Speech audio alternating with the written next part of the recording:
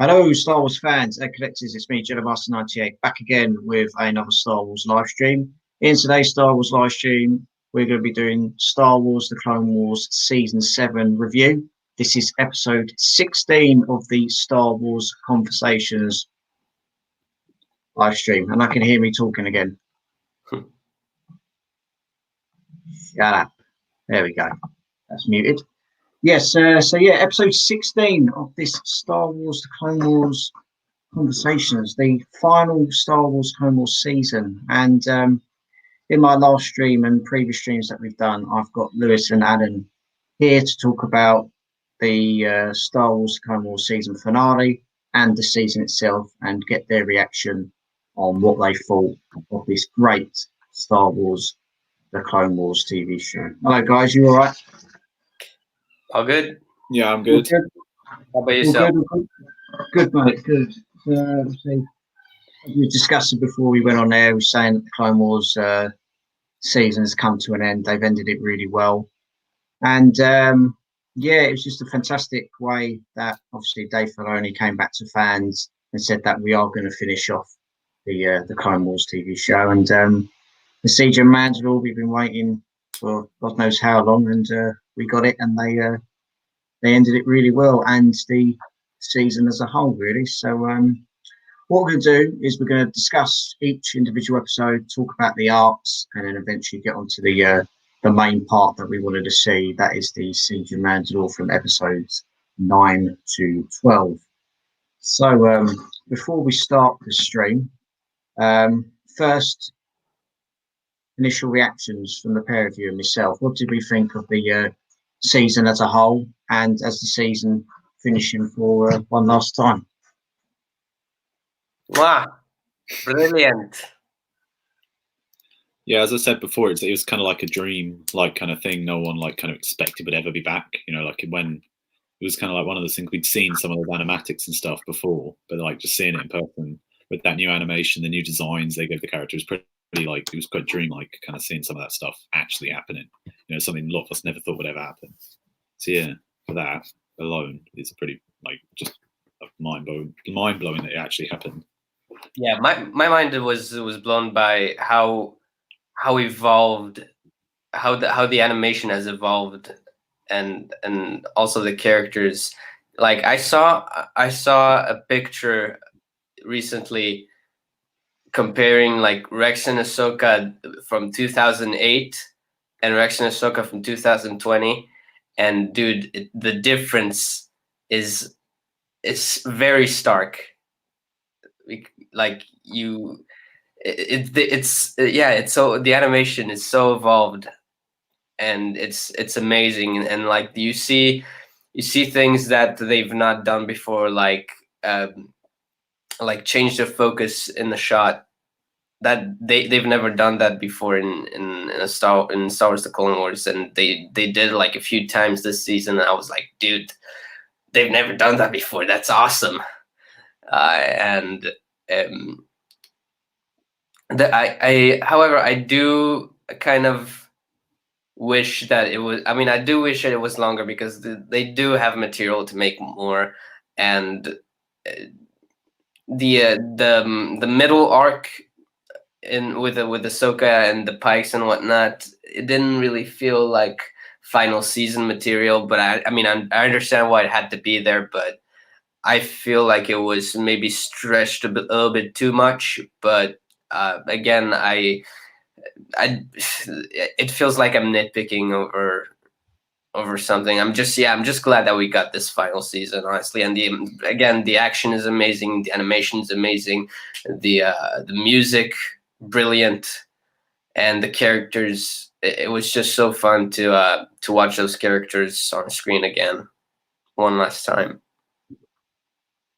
Yes, I agree, and Lewis, I can elaborate on that. The final season of Clone Wars was epic. As you mentioned there, the music. I thought the music was great in the final episodes that we had, obviously with the Siege of Mandalore arc, and I felt as well watching this series as well. Obviously, we know the Clone Wars series is obviously based on the events between episode 2 and episode 3, but we've got such a good character relationship with Rex and Ahsoka, similar to what they did with Obi-Wan and Anakin. and you see them characters in the prequel trilogy, and then you go back and elaborate to the Clone Wars TV show. Rex and Ahsoka are just as important as Anakin and Obi-Wan going forward in their stories and in their own individual stories, because obviously we know the fate of Anakin and Obi-Wan in Revenge of the Sith. And then obviously there's always rumours and stories being told that, Ahsoka and Rex, they fake their deaths to get out of the limelight. That is the Republic changing into the Empire. But to see Dave Filoni and his Clone Wars team actually elaborate it and obviously portray it on the big screen and see all that sense of emotion, fear, drama, and just basically loyalty that the clones had for the Jedi and had for their generals, and then it's just flying away instantly with a click of a finger or a turn of a light switch. It just went, and then all the loyalty's out of the picture, and then we see him instantly in that moment go, right, this is the Galactic Empire. We're going to do this, that, hunt Jedi, do this, and make this a democracy that Palpatine wants, and to obviously change the galaxy forever. And they done it really well. And as Alan said, and as Louis said, we got the Clone Wars series that we wanted, and it ended really well.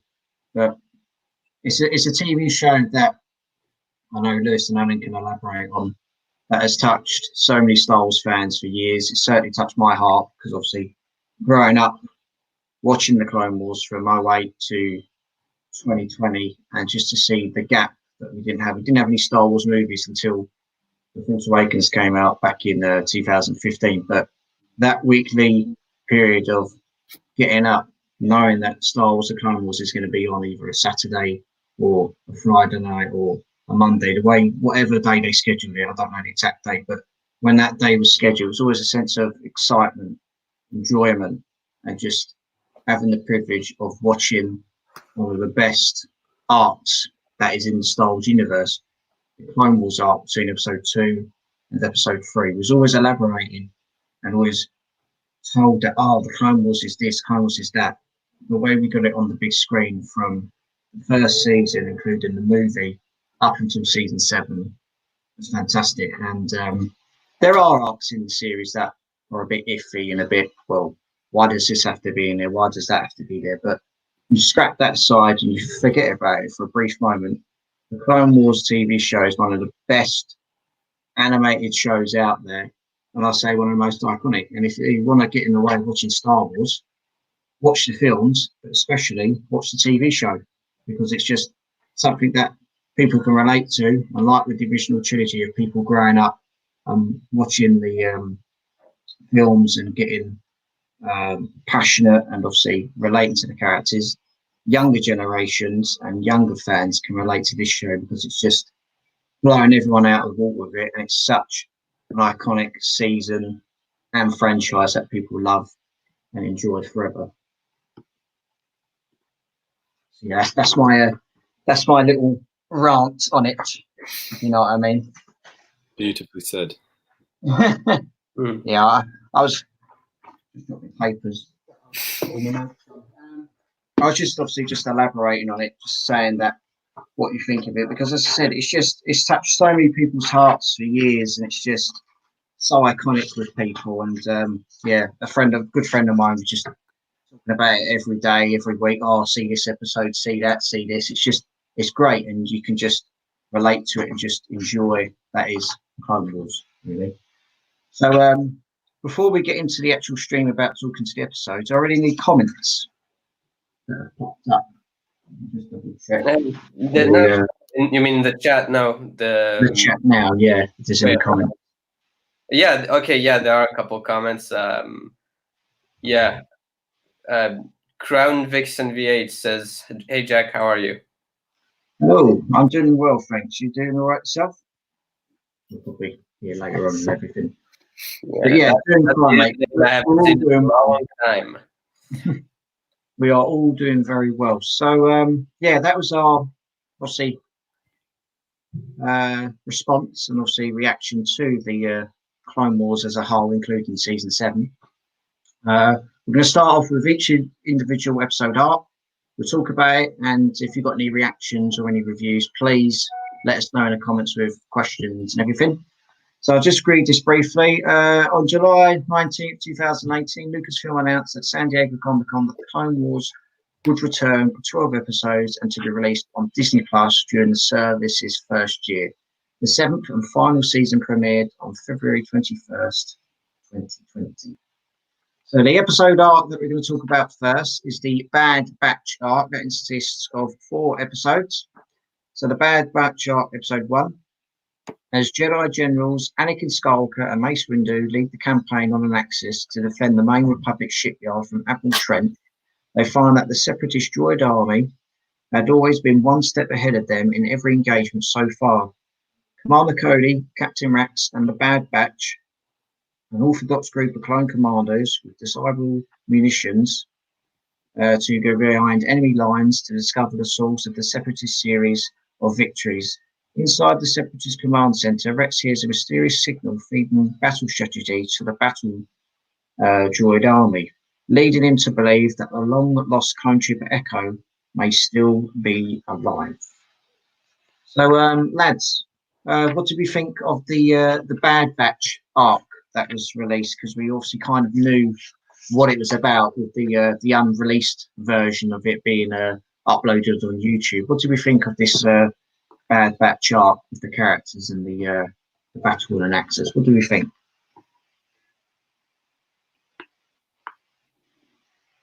Who's going to go? Do you want to go or shall I go? Yeah, you go. All right, okay.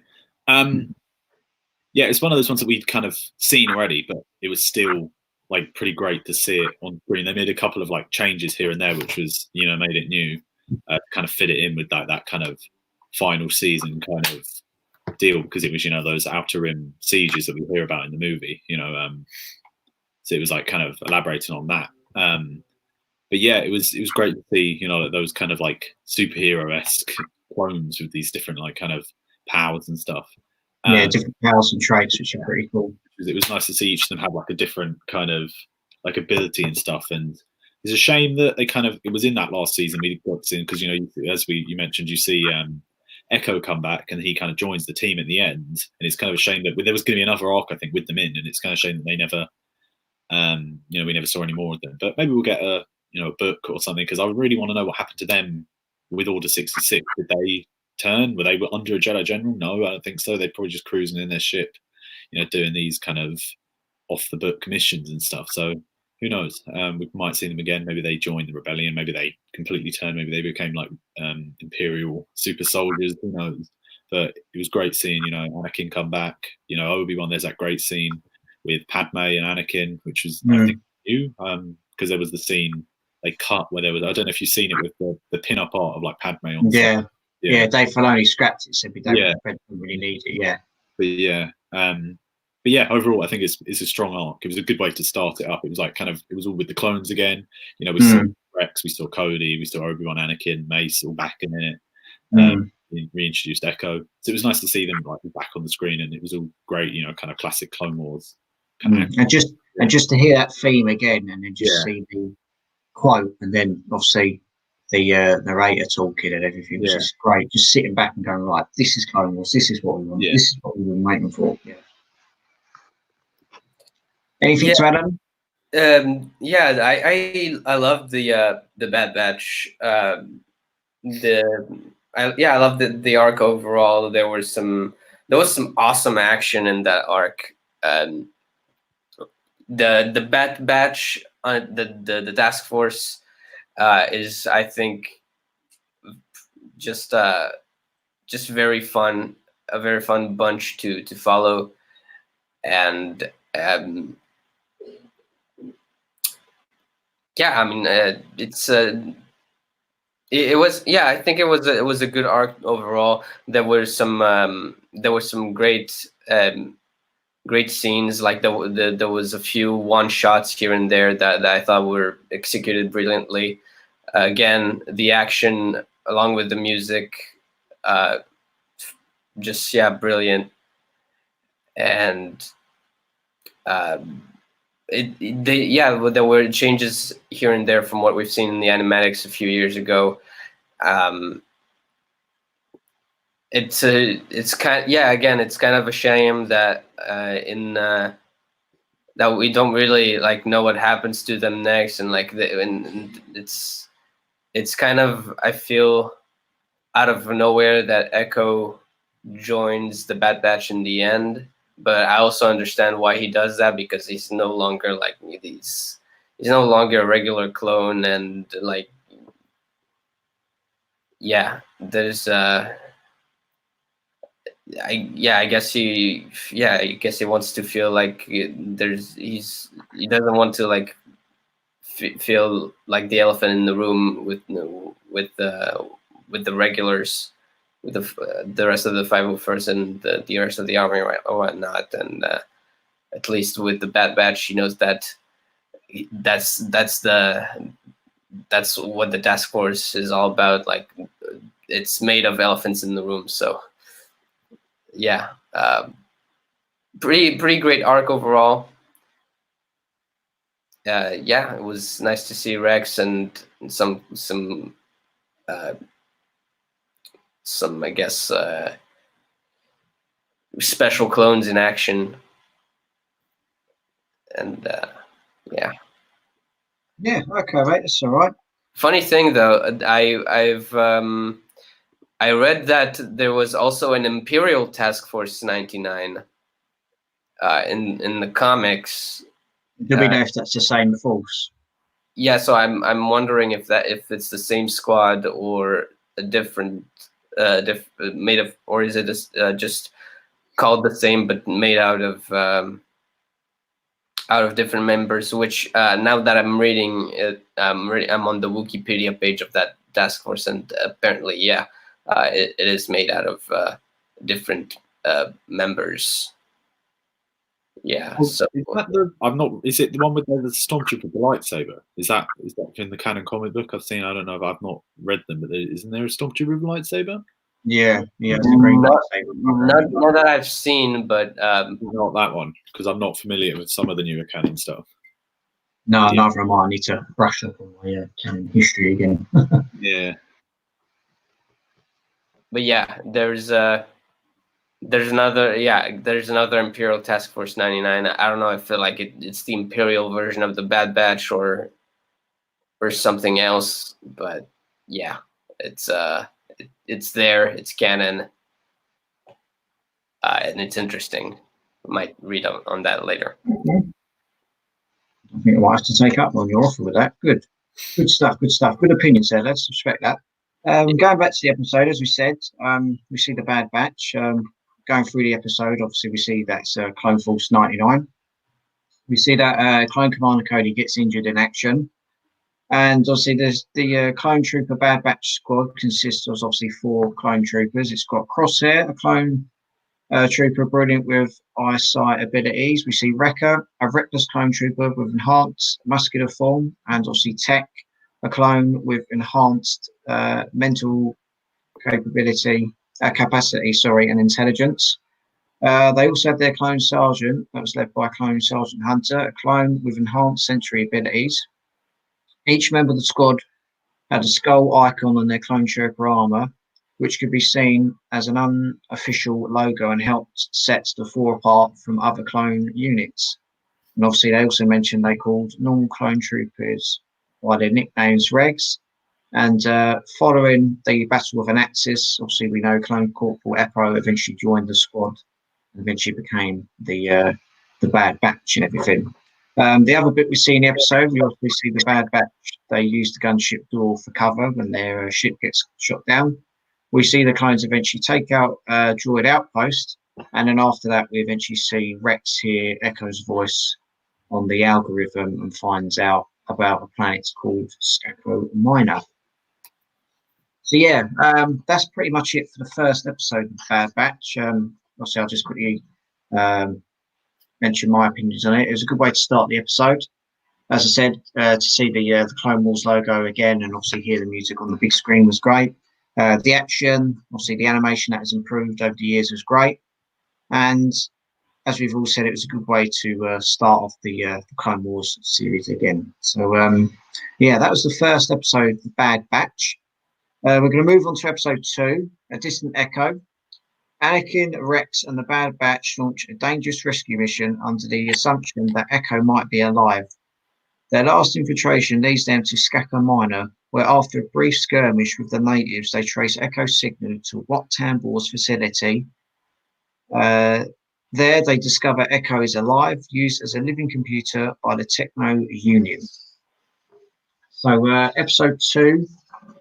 What did we think of the second episode on Skako Minor?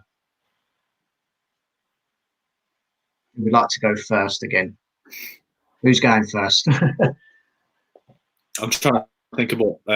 Is it the one where it ends? Is that the one where it ends with them finding Echo? So it's the one where they're storming the. I'm just trying to.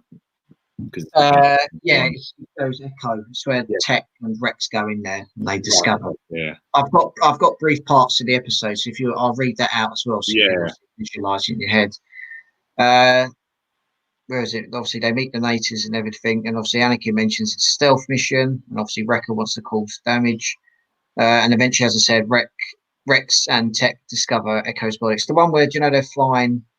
They went into Wat Tambor's sort of science factory, if you like, and they were obviously flying off them sort of flying droids. I don't know what they were called. Oh yeah. Remember that one?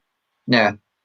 We kind of saw it in the unfinished episodes. They did like an arc where you saw them droids flying. Do you know the Bad Batch arc that was obviously not released, but obviously when they went back and done it, you see bits of action that they've used from that original arc and obviously put it into the episodes there. Mm-hmm. Yeah. What do we think? Did you like the second episode? Those droids were weird, but I see like why they made them, because I feel like every kind of fraction of the separatists have their own specialized droids. Mm-hmm. We've seen like the Geonosians, they have like the more orange like droids, and the Trade Federation have like the more tannish droids, and the Techno Union has the flying droids, and I guess Admiral Trench has those bigger floating super battle droids, like the red ones. Yeah, like jetpacks and specialized regiment markings and stuff. Yeah. So yeah, they felt like they watching them, they felt like those like dinosaur birds, like pterodactyls. Yeah, exactly. So yeah, it was kind of interesting. They fly now. Yeah, they fly now. Yeah. Yeah, overall the break-in and like the heist on that tower, it was pretty good. Wrecker is probably my favorite member of Wrecker's cool. Batch. He's just got a few screws missing on top of his head, but it's harmless. Yeah, like remember, this is a stealth mission. Ah! He wants to go in loud and guns blazing. He wants to do his own job. Let him do his job. This is a stealth mission, right? Okay, so I blow shit up. Right? Yeah. It's nice that in episode 4 we see it happen. It's like, oh, for me, this is the happiest day. Yeah. Anything to add on that, Lewis? No, not really. Other than I'm just trying to visually remember it. Yeah. Yeah, I understand. Yeah.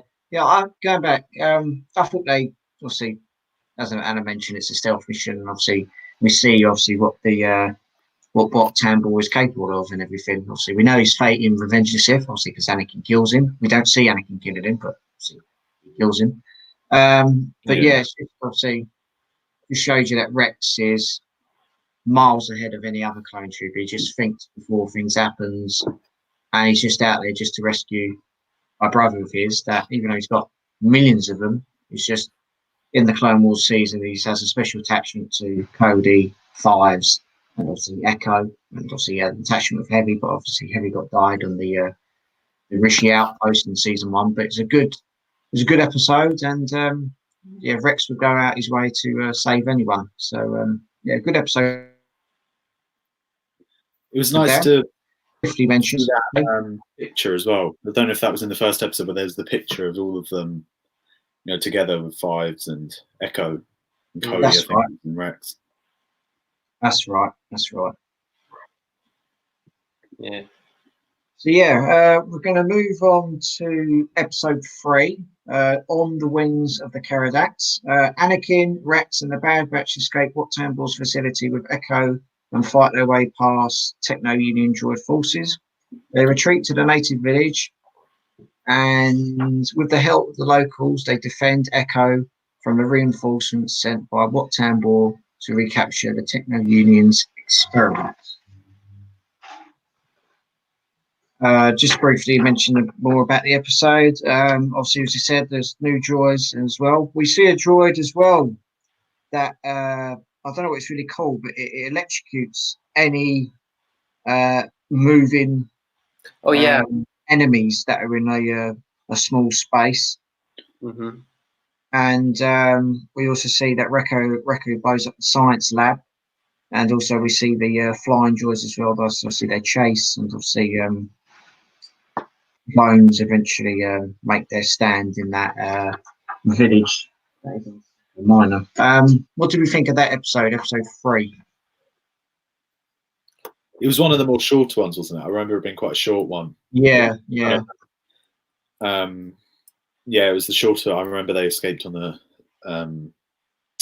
flying things, and then they what's they called? Parallax. It was just another kind of classic kind of Clone Wars style episode where it kind of followed on from the other two kind of beginning of the arc and leading up to the final kind of one of the arc. Yeah. I remember there was the very end of that episode where it felt like they were teasing us that Echo might be might betray them in the next episode. Oh yeah, I forgot. Yeah, saying is he really? Yeah, I don't know if you got still that vibe as well. I forgot about that. Yeah, they kept kind of doing that kind of like they did a bit with the Bad Batch as well. They kind of made them feel a little bit. Yeah, you can trust him. Yeah, I'm forgetting because it's been a while since I watched it. But yeah, I remember that. They kind of did it a couple of times where they kind of set him up to kind of maybe not trust him. But then it would have the 4th episode. They went into that and said that. It would have been interesting to see, but then again, also it would have been predictable. And yeah, if something is predictable, it's no longer really interesting, I guess. You got to make it unpredictable. Show the audience that. Just have a bit of twist and turn that don't really trust this guy. So just showing it from the first on, it kind of has stages where he becomes predictable or you don't trust him. They handled it well. But yeah, going back to what you said, Lewis, it's just a classic Star Wars episode. Obviously, clones holding their ground, taking out the big droids, taking out the larger droids, and obviously just doing their bit. And obviously, Anakin Skywalker, as Echo said, I was still showing off General, and he says, "You know me, Echo." So it's just a classic episode where the clones always get on top. I think it's probably one of those ones that would be stronger when you watch it with the rest of the arc. Like, whereas one of those ones is kind of more forgettable if you watched it week by week. If you watched it as part of this whole story, it'd been a lot more stronger because it's sometimes when you had that thing, you don't really remember some of it until you go back and watch it again fully. One story, like you kind of forget that was an individual episode. Like, but yeah, it was the sort of thing if you watched it all now, because when you're watching it each week by week, sometimes they can be a little bit less interesting because not as much happens in the grand scheme of things. But then when you add it all together, one kind of whole storyline. But yeah, I agree. Okay, we'll move on to episode 4, Unfinished Business. Back on an Axis, Obi-Wan Kenobi and Mace Windu lead a final stand against the Separatist forces commanded by Admiral Trench. Anakin, Rex, and the Bad Batch and Echo embark on a mission to strike at the heart of the Trench's command ship, all the while questioning the rescued clone's loyalty to the Republic after years of unwittingly serving the Separatists. Provoking his loyalty once more, Echo uses his cybernetic implants to forward the droid forces on an Axis, but Trench activates a bomb that could destroy most of the planet. Anakin confronts Trench and successfully obtains the deactivation code before executing the Admiral. As the Republic emerges victorious, Rex gives Echo permission to join the Bad Batch. So just going back to my notes that I mentioned, obviously, Arc Trooper Echo is rescued. Echo's plan is to feed Admiral Trench false intel onto the battlefield. Obi-Wan and Mace Windu lead an attack on the assembly plan. Echo sends a signal to destroy all the droids, circuits. Trench eventually electrocutes Echo, and Skulk eventually cuts off his arm and destroys Admiral Trench. They get the code and stop the bomb from going off. Crosshair shoots the droids with a very cool trick shot, and eventually we see Wrecker blow the Trench's ship up, and Echo eventually stays with the Bad Batch. Were you going to say something? Sorry. Yeah. I thought I heard you say that he electrocuted Echo, but well, they sent that thing down. If you know what I mean. Not the Trench, but it's electric current. If I remember, they sent down, didn't they? Yeah, but he did it to Anakin, not to Echo. He said no, he did. Yeah, Echo put his hand into the computer, and an electric shock came down, and Echo got shot. But obviously, Anakin got electrocuted. Yeah, I just remembered the Anakin one. But yeah, there's a scene where, do you know, he's feeding information, and Trench is thinking, what's going on? So he sent that code down, and the electric comes down, and you see Echo get electrocuted. Oh, right, yeah. Yeah. That too. Yeah, I forgot. Yeah. The unfinished business episode, I thought that was very cool. See the clones in their small groups fighting on the planet, part of the planet there, and obviously trying to hold them off as much as they can. Obviously, a little bit of banter with Kenobi, Mace, and Anakin always goes a long way. But it was quite cool. Obviously, there wasn't many of them, but they eventually obviously succeeded in their mission. Obviously, eventually Wrecker was happy with his job of getting to blow up the ships. But I felt the last episode, I thought that was the strongest episode out before. It's just led to what they wanted to achieve first time round, and they got what they wanted, and obviously it got it done. So that was good. Any thoughts on that, guys, about that episode, the final episode of the Bad Batch arc? Yeah, one of my favorite moments from that episode is when Mace Windu was like, "Okay, y'all, I'm Mace Windu. I killed like I killed like I'm Mace Windu, Jedi General of the Grand Army of the Republic. Over the course of the war, I've destroyed over 100,000 of you battle droids. I'm giving you the option to lay down your arms and obviously become useful subjects and droids for the Republic." And like, nah. Yeah, that was a fun moment, and it was definitely the Jedi way. But I thought it was brilliant to see that. It was very funny. I like that touch. The banter, it's like in season 2, it's when, do you know, the campaign arc with Mace and Obi-Wan, it's like, oh, you're running into a trap. Well, of course it's a trap. Come to think of it, it's funny how in the Clone Wars Mace Windu is being more of a Jedi than he's been in the movies. Because in the movies is really is like, I mean, sure, he had that one line that we're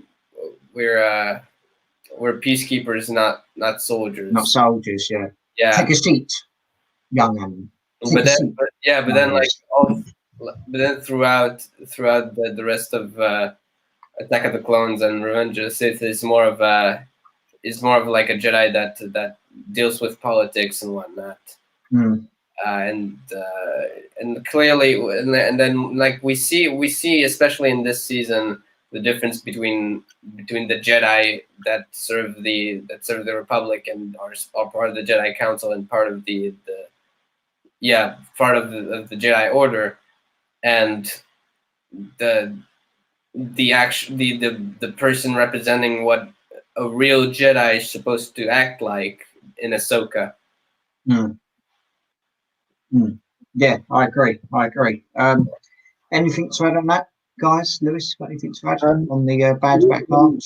We haven't really mentioned that Trench was back as well, because he's kind of a character that they didn't really show what happened to him, because we had him. I think he even first appeared in like season 1, wasn't it? He appeared in season 1. Season 1, yeah.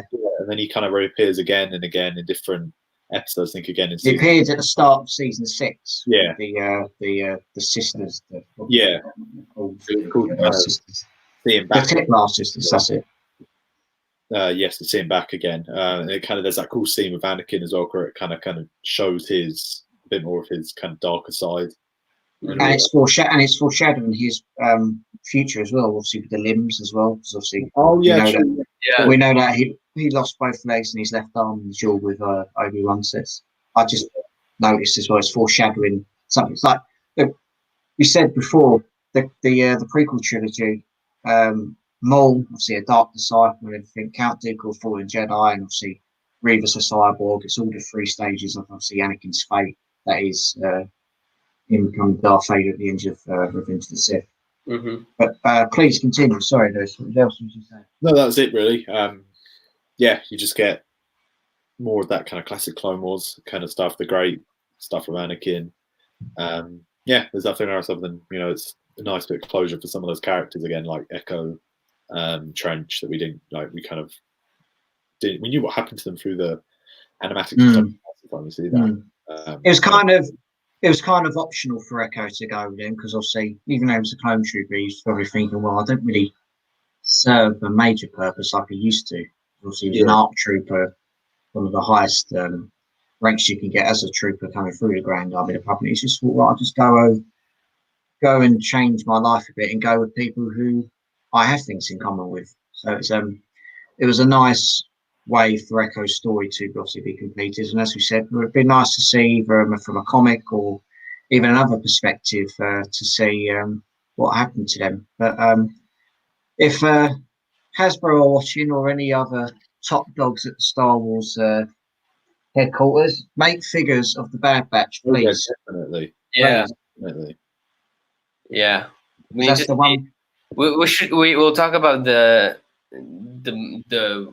merchandise later. I feel like there's a lot of potential for this season. Indeed. Next up, we're going to be talking about episode 5, Gone with a Trace. After crushing her speeder in the lower levels of Coruscant, Ahsoka Tano befriends Trace Martinez, who offers to help work on her speeder. Some thugs come to ask Trace for some money. Her sister Ralpha owns them. Trace and Ahsoka fight them off. Ahsoka then helps work on some of Rafa's droids, which turn out to be violence-prone droids. While secretly using the Force, Ahsoka helps Trace deactivate them. And also going back to the art bit that I've written for a few notes. Also, we see Ahsoka on the lower levels of Coruscant and her speeder starts to heat up and crashes. Ahsoka meets Trace on the underworld Coruscant. That is it 1313 or 1313 as it's known, really. Ahsoka takes out obviously the trouble that Trace was facing in style, and then we see eventually Rafa makes a deal. But obviously these droids obviously are load lifters, which are obviously very scary and dangerous battle droids. And obviously one of the droids escapes from Coruscant, and eventually we see Ahsoka use the Force to save Trace and obviously make the droid and obviously Trace get into a safe position and stop them from falling off the edge of one of the Coruscant platforms. Gone Without a Trace, nice introduction for Ahsoka. Did we enjoy that episode? Did we think it was the right way to reintroduce Ahsoka back into the series, as she is a fan favourite within the Star Wars community? A lot of people obviously this is like as an arc as a whole, this was kind of the weaker arc on the season. As you said, it kind of didn't feel like a final season kind of arc. I understand why they added it in, it kind of adds context for Ahsoka to kind of see the view of the Jedi, the view of like the state of the galaxy from a more normal person or less high person's view, and kind of see that how it's kind of different people view the Jedi Order and how it's not everything that she once thought it was. I feel like some of these episodes are a little bit fillery. I think they could definitely either cut it down by 2 or even 3. I don't know. There's definitely some kind of like there's the there's I wasn't a massive. I still enjoyed it because all of those episodes were nice just to have it back in October. There was some episodes with the load lifters and the some of the stuff that wasn't maybe not 100% necessary. Also, one thing I would from this whole arc, I don't know if you picked up on it as well. In the background, the extras, I know they've done it in the past in some of the other seasons. They had like Kenner inspired aliens. There was Hammerhead. I did notice some older characters from the late 70s, which I enjoyed. But like they did it I think they did it in season 5. Was it with the droid arc? They went to that planet where they met Gregor. I think there was a walrus man kind of coloured guy. But I thought it was kind of, because I'm a big Kenner fan, so it's kind of all those, any kind of Star Wars fan would kind of notice that quite iconic coloured schemes for those characters. I thought, as much as I enjoy it, they reuse them a lot in that arc. Like you could notice, pick it in there, because they're quite obvious colour schemes, you could notice that Hammerhead kind of extra again and again and again in the background, which, it was a cool reference, but when it kind of became, it's just, this is my flaw as well. It's probably, as you said, it's just mainly filler just to get to where we are going to get to. That is the Siege of Mandalore. It probably wasn't originally designed as a final season arc. It was probably one that just kind of further developed Ahsoka's character. But I did enjoy it a lot. It's not a bad arc. It was nice to see some of the solo tie-ins as well. With and Crimson Dawn. So some of that Crimson Dawn and all that. It was good. It's good. Anything to add on that, Alan? What Louis said? Yeah, like Louis said, it's probably the weakest arc of the season. The first episode in particular was I guess it was fine. I was okay. I enjoyed all the episodes because of the just watching the visuals evolve, and just follow again one more story for that character, for Ahsoka. It wasn't. In retrospect, I could have like taken it or left it as it wasn't. It's it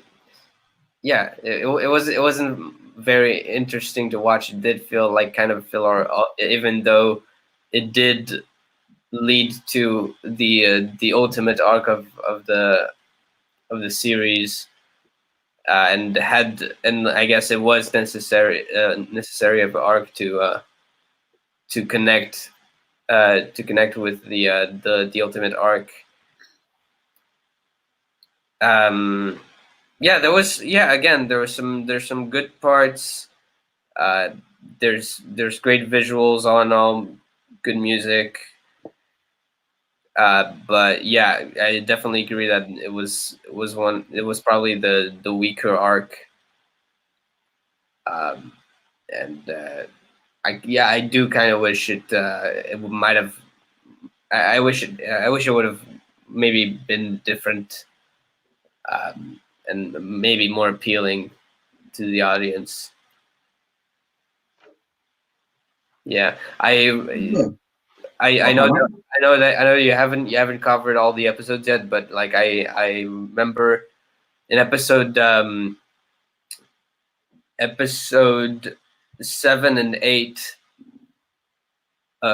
they pretty much start the same way.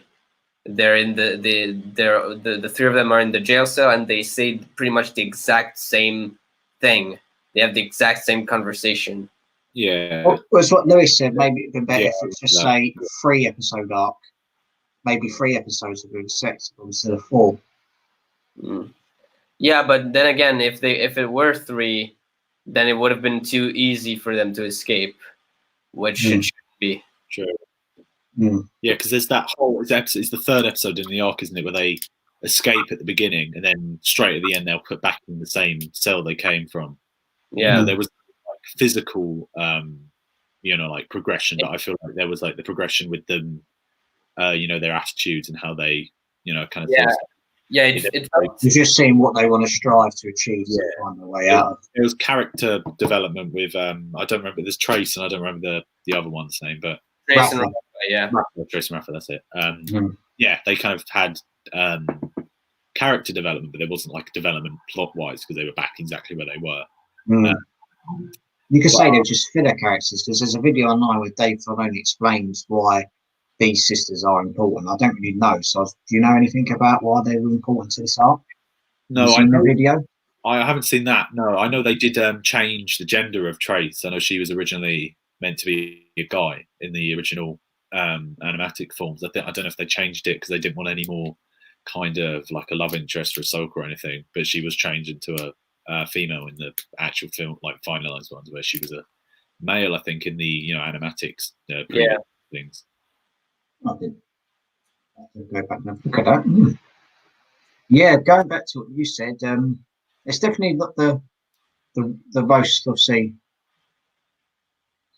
bright or eye-catching arc that we know from the Clone Wars series, but it's filler, but it gets by. There's good character development in a way, good things leading through, obviously, up until Solo's Star Wars story and everything. But yeah, the episode was fine. It's good to see Ahsoka back on, obviously, the big screen and everything, and just seeing, obviously, what she thinks of the Jedi, and eventually, as we go on talking about this episode, what all three of them think of the Jedi, because obviously there's scenes where they talk about, obviously, their parents getting killed, and the Jedi are meant to be doing this and that and everything. So, yeah, it's pretty much it, really.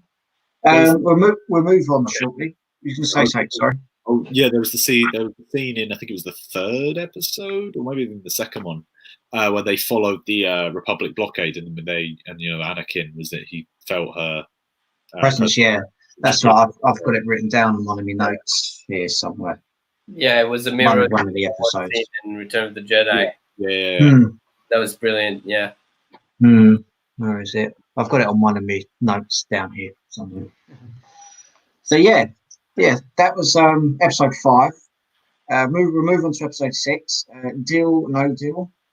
Rafa accepts assignment to deliver a load of spice from Kessel to the Pike Crime Syndicate on Obadiah, and uses Trace and her self-built ship, the Silver Angel, for the job.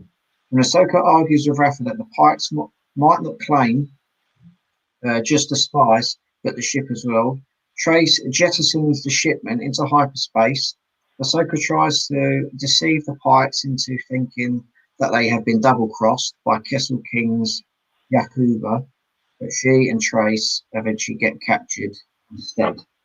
And obviously, just going back to the episode arc, obviously they leave Coruscant for a job. Trace flies into the military airspace, obviously the Silver Angel. Admiral Hularan, obviously, we see the portrayal of him in his A New Hope look, which was good to see. For obviously some Star Wars fans wanted to see that. Anakin senses Ahsoka is in the shuttle, and obviously doesn't send an attachment out. And obviously that is a scene foreshadowing to Return of the Jedi, and eventually travel to Kessel, but end up getting captured due to the spice being released into the hyperspace. Episode 6. What did we think of episode 6 of season 7? It was a little better. It was a little better than episode 5. I'm saying, would you say that the Anakin and Ahsoka bit where they were foreshadowing Return of the Jedi, do you think that was the best part of the episode? Because obviously we saw Admiral Lauren in his episode 4, A New Hope look, with obviously slick grey hair and grey moustache and everything. But that was a good thing that Star Wars fans can relate to.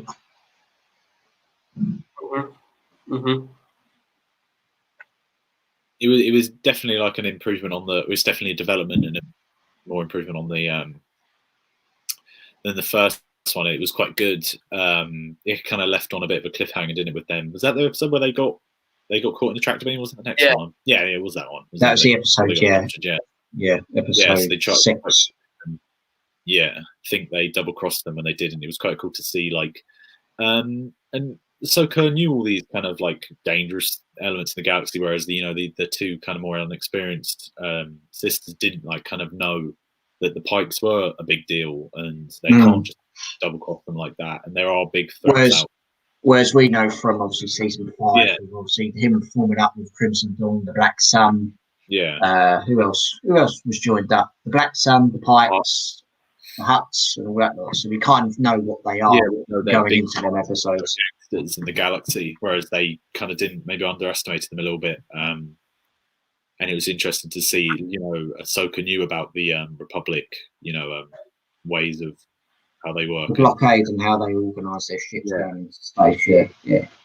Ahsoka realized the bigger view of the galaxy she had from being, traveling around as a Jedi, where they had a little bit more of a closed-minded, naive kind of view on everything, just because they've not, kind of seen it all.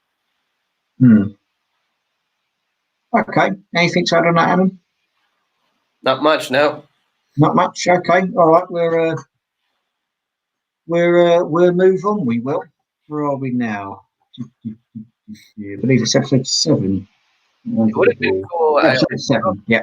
I will say that it would have been cool. Come to think of it, if the people we saw Han Solo deal with in Solo Star Wars story, it would have been better if it were the Pikes instead of that Beckett guy, whoever he was, like the guy who was played by what's his face, the guy who did Vision. Oh no, Paul Bettany. Yeah, Dryden Voss. Yeah. Would have been cool to see. Yeah, it comes back to like me wanting to wishing we would have seen more familiar faces in Solo Star Wars story. They did put the Pike guy on Kessel. There was a Pike in Solo, which I thought was quite cool. Which kind of was there? Yeah, the guy they meet on Kessel is a Pike. I don't know his name. Quaid Tostori, whatever his name is. That really hard figure I still can't find. Yeah. Fucking hard to find figure.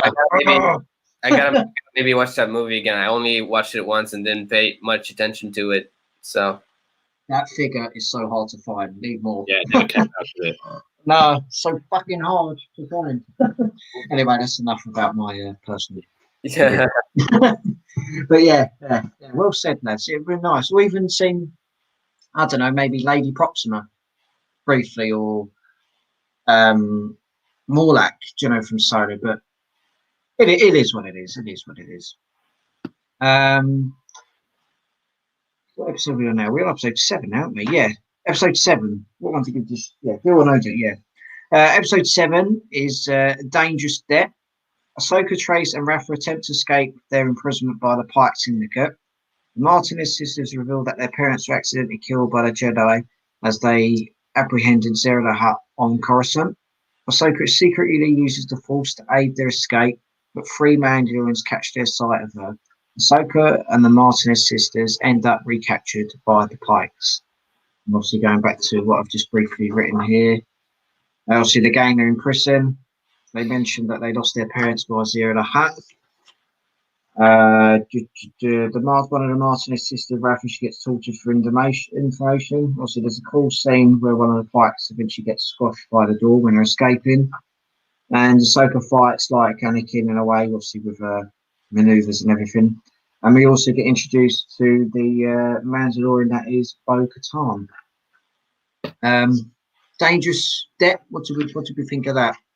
As we said, it was similar to the other episode where they got captured again, wasn't it? What did we think? Is this the one where she sees more, or is that the next one?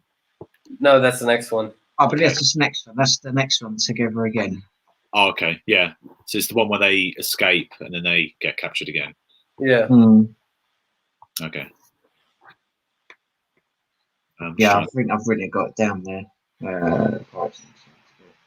I think that one was probably either the second or third weakest episode of that arc. Just okay. Although I did enjoy the action in it. Yeah, there are some good scenes with them escaping the prison. It was quite cool to see stuff like that. Yeah. That's probably one of the ones I feel like they could have either cut or kind of shortened down a little bit and combined with one of the other episodes, you know. But overall, it does the job. It's nothing, you know. It does the job. I really enjoyed that one shot of when Ahsoka goes down the ladder from that tower she was on, beating up all those Pike soldiers. That was a cool shot. Yeah, when she's fighting in Pike, she just reminds me of Anakin, because you can tell that he's taught his apprentice with all the maneuvers and the fighting. It's good to see like a different version of Anakin in someone else, which is always great. Yeah, it's a decent arc. It's good. That's pretty much it, really. Just as I said, it's just a bit of a filler. Really. It's okay. I like it. We'll move on to the last episode of the arc. Together again. Ahsoka manages to make a deal with the Pikes, which allows the Martinez sisters to temporarily leave Obadiah to retrieve the spice. While she is held hostage, Ahsoka escapes the prison and places explosives all over the facility. When she overhears the Pikes talking to Darth Maul, who is on Mandalore. Meanwhile, the Martinez sisters steal the spice from the Pikes and bring it back to Obadiah, where they learn that Ahsoka was a Jedi. They escape by blowing up the facility and followed back to Coruscant by 3 Mandalorians who were previously part of the Death Watch. One of them is Bo-Katan, manages to convince Ahsoka that they have a common enemy in Darth Maul, and Ahsoka decides to leave for Mandalore after reconciling with the sisters. I'll just briefly mention this bit. Obviously, they make a deal with the Pikes. There's some cool little funny guys in that episode. I forgot the name of the species. They're the same species as, I think it's Ben one of the characters, Ben Connery from the Phantom Menace. I quite like that, actually. Yeah, it's quite funny. Just so little, you see them running into each other. As I mentioned as well, the Pikes obviously talk to Maul about Crimson Dawn. And then we also see sort of a spice runner manager who's the same species to Bosk. And obviously Rafa fights him, eventually kills him, and eventually the factory explodes. And the gang escape back to Coruscant with obviously the Mandalorian ship that is following them. So the last episode of that arc, same again. What did we think of it? Did we like it? I definitely think that was the strongest one of the arc, definitely. Mainly because it set up the Siege of Mandalore stuff, and you had the Maul stuff. It was all getting kind of, you can tell it was building up to something. And you got to see Bo-Katan, and then there was Ursa, wasn't it? Ursa Wren, Sabine's mom. Yeah. So yeah, it was cool to see that. Also, we didn't mention, I think there was it was nice to see some of the Rebels kind of. We'll get onto that when the Mandalore. I've done a few notes there. Yeah, with like the solo stuff as well. It was nice to kind of bring it together and make all these things kind of feel connected. But yeah, there was there with note. There's the Maul stuff. There's the Mandalorians. So yeah, it's overall it's a solid arc. I had something else I was going to say, but I can't remember now. But yeah, that episode was probably the strongest one of them. But yeah,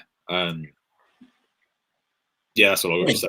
I can't think of there's something else. Okay. Anything to add on that one? I agree. I have nothing much to add on it. It was great to see Maul in the hologram, I guess. It was interesting how he was able to like sense a presence throughout, like, even though he was a hologram, and like he was almost able to see the room in which like he was projecting himself to. There's a similar thing what Snoke did to General Hux in The Last Jedi, where he's talking to General Hux and he just uses the Force and just bangs his head on the floor and drags him. It shows you just how powerful Maul is with the Force. Yeah, I'm saying with you guys as well.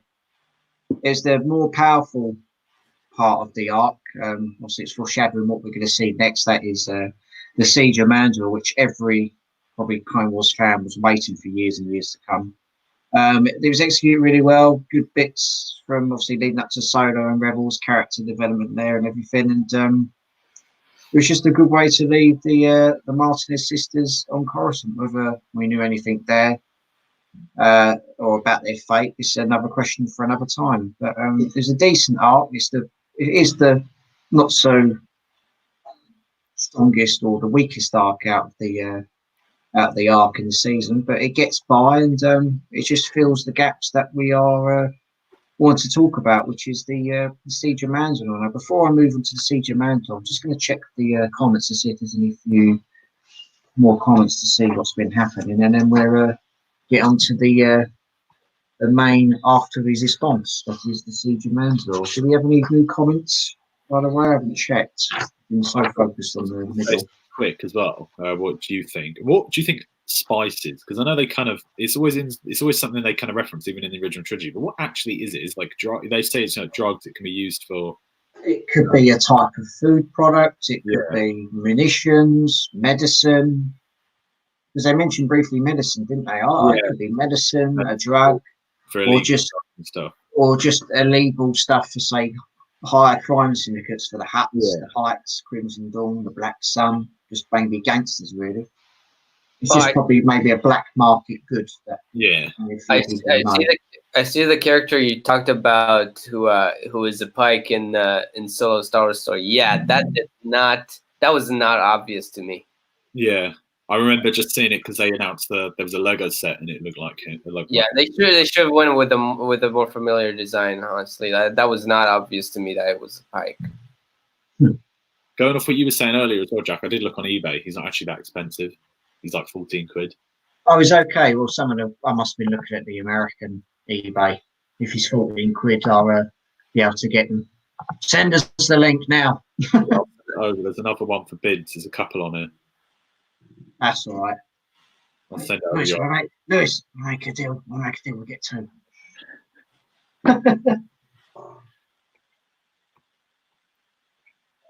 Right, let me check them comments to see what's happening, wasn't it? Too busy rabbiting as usual. We've got someone in the comments, Tia Greskop. Apparently you're bored, Lewis, apparently. Adam looks frozen, apparently.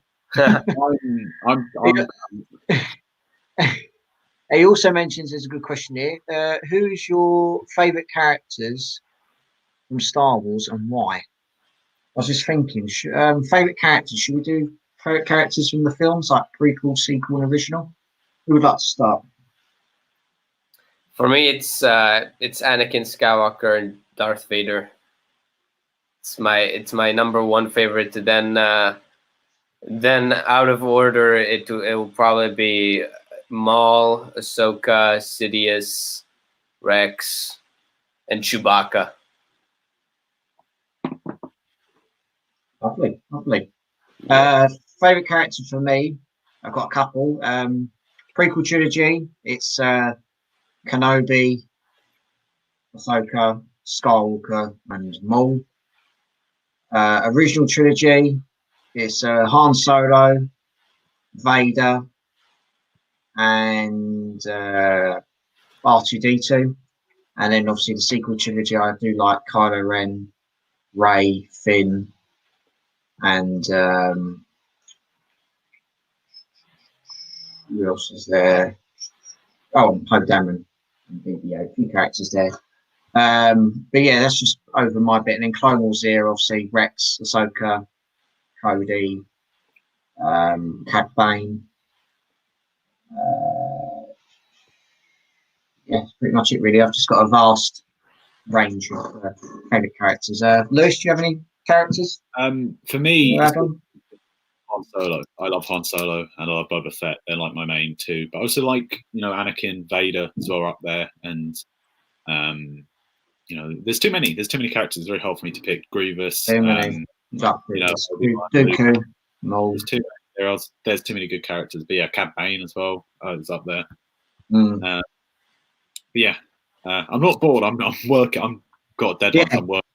He's not bored. He's all right. He's talking and going. Yeah. Yeah. All right. We'll move on to our main part that we have been looking forward to, and obviously, as I said earlier on, that all Star Wars fans was looking forward to, and that is the 4-part episodes of the Siege of Mandalore. And I'm going to start with episode 9, called "Old Friends Not Forgotten." Ahsoka and Bo-Katan contact Anakin Skywalker and Obi-Wan Kenobi, asking them for help in apprehending Darth Maul in his new hideout on Mandalore. While Obi-Wan is apprehensive, Anakin and the 501st give Ahsoka a warm welcome until news arrives that General Grievous and the Separatists are attacking Coruscant. Upon Anakin's suggestion, Rex, still promoted to commander and part of the 501st, accompanies Ahsoka to Mandalore, forcing Maul's loyalists under Gar Saxon into retreat. Bo-Katan apprehends Prime Minister Almec while Ahsoka follows a trail into the city's tunnel network, only to walk right into Maul's trap. And I've got something else I'd like to mention as well. It mentions that this episode opens with the classic Lucasfilm logo. The Star Wars theme by John Williams is heard, and the title card is red instead of yellow. In place of the usual philosophy lesson, the episode titled titled Part 1 appears in red. Chronologically, it takes place after unfinished business. So, what did we think of the first episode of the Mandalorian arc? What did we think? I actually think this might be my favourite, despite all the other ones in the Siege of Mandalore being pretty amazing. I think this might actually be my favourite one because I'm a big fan of like introduction kind of episodes. I loved the it just kind of put us, even though we'd met Anakin and Obi-Wan and Cody already in the season, it was kind of like an introduction again to them because this I feel like this is many have said is like the reason they made this final season. I feel like if they could have literally gone and made this as a 4-episode like movie, I think that's probably, I feel like that's what it was intended as. It intended definitely could have been put together as a movie, and this was just kind of that cool scene that was kind of set before Revenge of the Sith. It kind of led into what we know happens, and it kind of splits. And I just really liked the intro scene. You had the cool bit with banter with Obi-Wan and Anakin. You had all that stuff was great. And then you get again, it was really nice to see all 3 of them, all 4 of them, and Rex all on the screen again, like together. And yeah, they kind of had this sense of urgency with it as well. Like you know what's going to happen, and you feel like this is the final time Anakin and Ahsoka speak. You feel that kind of divide between the political stuff and the back, the actual kind of the people kind of stuff. And yeah, it was great. It was the scene with Rex and the clones with the painted helmets. It's kind of we'll get to it a bit later, but you kind of, even though it's all great to see them again, what's going to happen. The second you hear that they're going off to Coruscant, you're thinking, right, this is literally what we've been waiting for.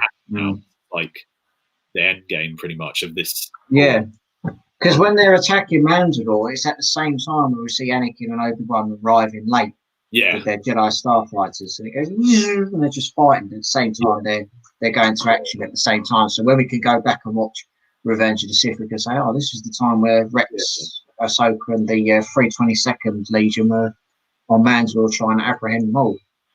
Yeah, it's very cleverly done. I think the way that they kind of, ever since the Clone Wars started, we were always like, oh, what happened? We knew from Rebels, but we were like, what happened to Rex and Ahsoka? They're like the biggest characters in the show.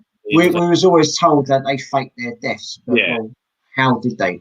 Now we finally now it's brilliant that we, they've kind of contradicted the Ahsoka book a little bit, which I don't think really matters at this point.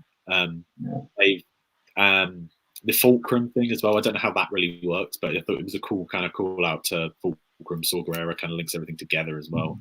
They definitely read it was great in this final arc. Do you have anything to add, Alan, before I just go into more detail about the episode arc? Dude, that episode alone was brilliant because it mirrored. It had a lot of mirroring with the Clone Wars movie.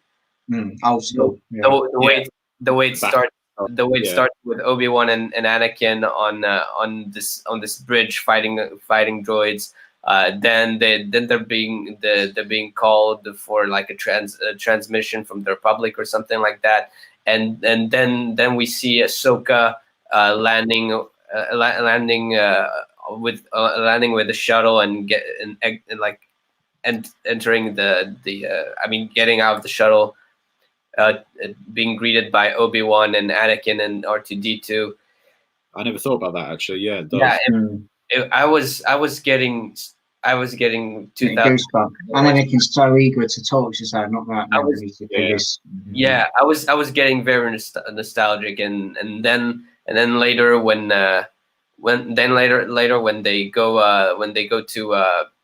to Mandalore, there's also a mirror of how they enter the atmosphere with the gunships and how it's tight and they're being attacked and whatnot. It was just so cool, so epic, and I can definitely see someone or even Lucasfilm themselves do a super cut of that final arc and make it into a movie. That should totally be a thing, and it would be acceptable by fans because it's just now it become even more likable because finally seeing what this Siege of Mandalore was like. Yeah, and I've even seen some videos on YouTube of someone mashing up some scenes from Revenge of the Sith and events from the Siege of Mandalore arc, and I thought it was done brilliantly. I've seen that. Yeah, I saw one of them today where Kenobi mentions in the next episode, Darth Sidious is the one we've been looking for. He's responsible for the Clone Wars. He says any trace from Dooku is all but lost. And there's a shot where Obi-Wan's talking on holocron. He goes, Count Dooku is dead. You just see Anakin decapitate Dooku, and Ahsoka. He just shoots Ahsoka. Yeah, that was pretty cool. Yeah, honestly, if someone made a supercut, like a mashup of Revenge of the Sith, the entire movie, and the entire Siege of Mandalore arc, put them into one movie altogether, it would work. I would watch that. I would love that. Do it. And they work so well.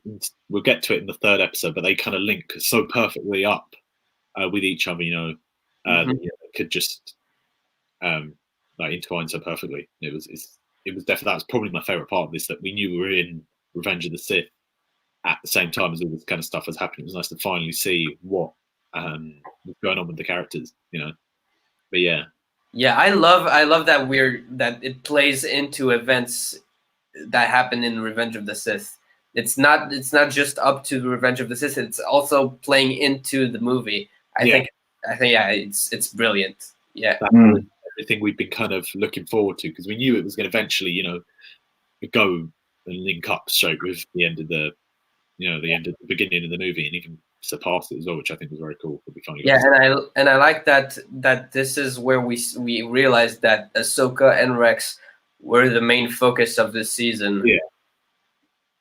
And how their stories, it starts with the season starts with Rex, then his own arc, then it goes to Ahsoka's own arc, and then they meet and they have their combined arc together. I think that's brilliant. Yeah. I couldn't agree more. I just briefly going back to. Actually, I've never really thought about that. I'll just briefly go back to some of the notes I've written down from this, so we can talk about it a little bit further. As I said, it was great to see a battle at the start of that with the 212th Battalion and the 501st attacking the droids. Old school Clone Wars battle. We see the 501st obviously hanging under the bridge.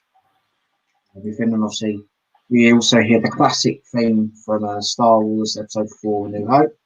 But as I said, it was a similar attack to the Clone Wars film, and obviously Obi-Wan, Anakin, and Ahsoka meet again.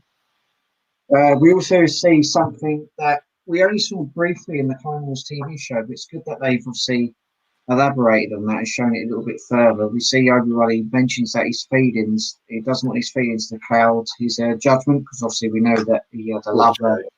That was obviously Duchess Satine of Mandalore, so it's good sight to see, and obviously foreshadowing Anakin's relationship with Padme in Revenge of the Sith as well.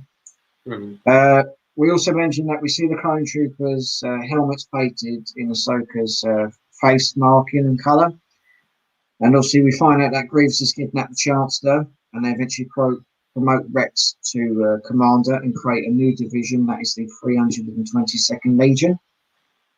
You can also see that I did notice in that Clone Wars episode by rewatching it, you also see a little bit of grey hair in Kenobi's sideburn as well. And if you watch the behind the scenes special features of Revenge of the Sith, you actually see the makeup artist actually putting sort of grey makeup on the Ewan McGregor's beard and everything. So I thought that was a nice touch there from the guys who worked on the makeup department in episode 3. And the good thing as well that we also see from the trailer, we see Anakin present Ahsoka with her old sabers, but obviously coloured as blue. So it just shows you that all this time and all that despair that was happening, Anakin obviously still cared for his pupil, and obviously kept her lightsabers dearly, and obviously kept him intact. And also, we also see Anakin and Ahsoka talk and see each other for one last time. Well, for us, we know it's their last farewell, but for them, they just think it's just an average mission where we're going to come back and have a laugh and do this. But as I said, it's the final farewell, which was handled well. And same again, it kind of foreshadowed the scene. You know, in Anakin, we said, I've been unforgiving. My judgment, I've just been so frustrated with the council. And obviously, Obi-Wan says, you're strong and wise, Anakin. I'm very proud of you. I've trained you since you were a small boy, and you've become a far greater Jedi than you could ever known. And then he says, obviously, may the force be with you. Goodbye, old friend. May the force be with you. So kind of foreshadowing that stage of Revenge of the Sith, which I thought was quite nice and everything. We also see Garth Saxon, as obviously Louis mentioned earlier on, a character from Rebels, who obviously fought in the Clone Wars, and he's Red Mandalorian armor. We also saw Red Mandalorians from the Darth Maul comics that broke Darth Maul out of prison. So if you're ever familiar from the Darth Maul comics, you'll know them characters. So it's good that they added them in there. Yeah, I have it. Which is good. We see fighting in the sky in the city, which is very, very cool. As I said, it was happening at the time of Revenge of the Sith. We also see a new character called Captain Vaughn. We see Captain Vaughn and his men moving to the tunnel. Bo-Katan eventually captures Prime Minister Almec, and eventually Captain Vaughn and his men get killed in the tunnel by the rest of the Mandalorians. And eventually we see Darth Maul appear. So that's pretty much it for that first episode. Going back to what everyone has said, and obviously what I'm going to say now, it's a fantastic way to introduce us to the Siege of Mandalore, and it was a fitful way to show the relationship with obviously Anakin and Ahsoka, and see them talk to each other one last time. But I thought that episode was the one of the strongest episodes in the series, and a favourite of mine, despite only watching it twice this week. Or twice in the space of a week or so. But it's great, really, really well done, and hats off to Dave Filoni and his Clone Wars team. It had that really strong. I forgot we did mention this as well. It had that really strong, the opening recap as well, where you knew it was what was happening as soon as you saw that. You saw the Jedi. I forgot to say, we also see an updated version of Grievous, don't we? Grievous is we see an updated version of Grievous. Yeah. And there's that. Or what's his name? Caleb Dune.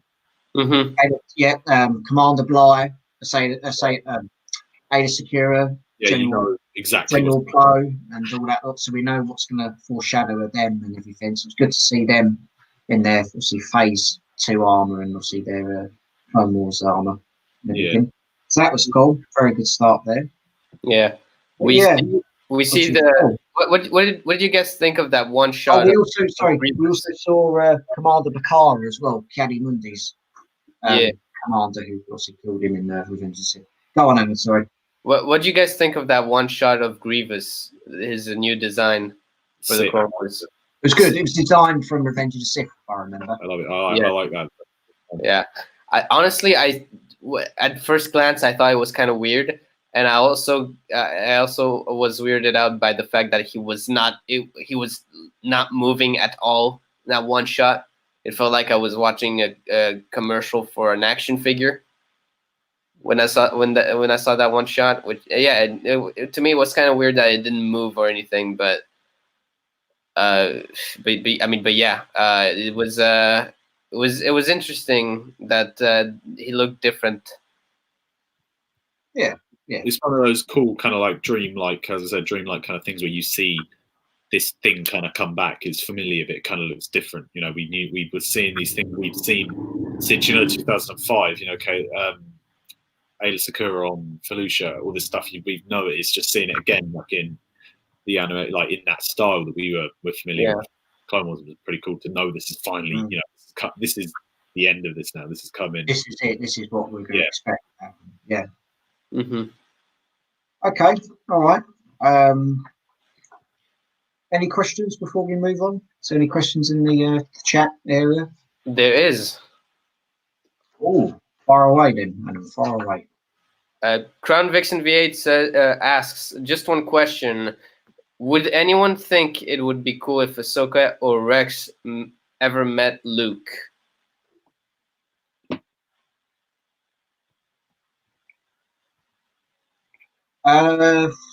I think it could be acceptable, say, after the events of Return of the Jedi.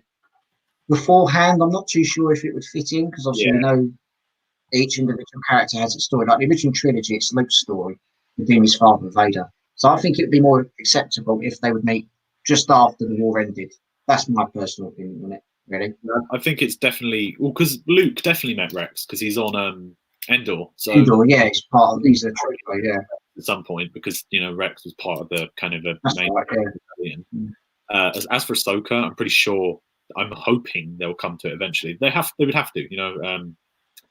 He would definitely have met her at some point, you know, because she's still alive after the original trilogy. She's still alive, you know, prior to the sequels. So yeah, 100% they met. Mandalorian TV show as well, I believe, as well.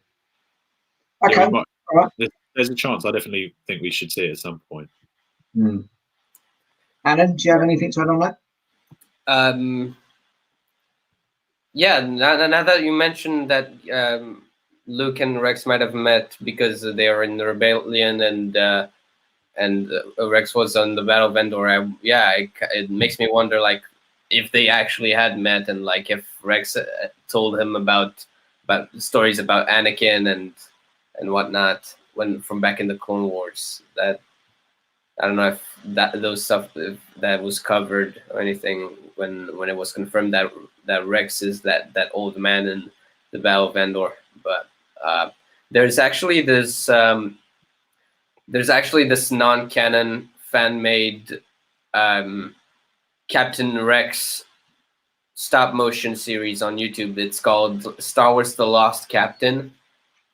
And it's a stop motion series made with action figures, and it's fan made. It was kind of it was interesting to see like someone's vision of what happened to Captain Rex after the Clone Wars, and see how he lives the rest of the original trilogy's events, like what happens to him during those events.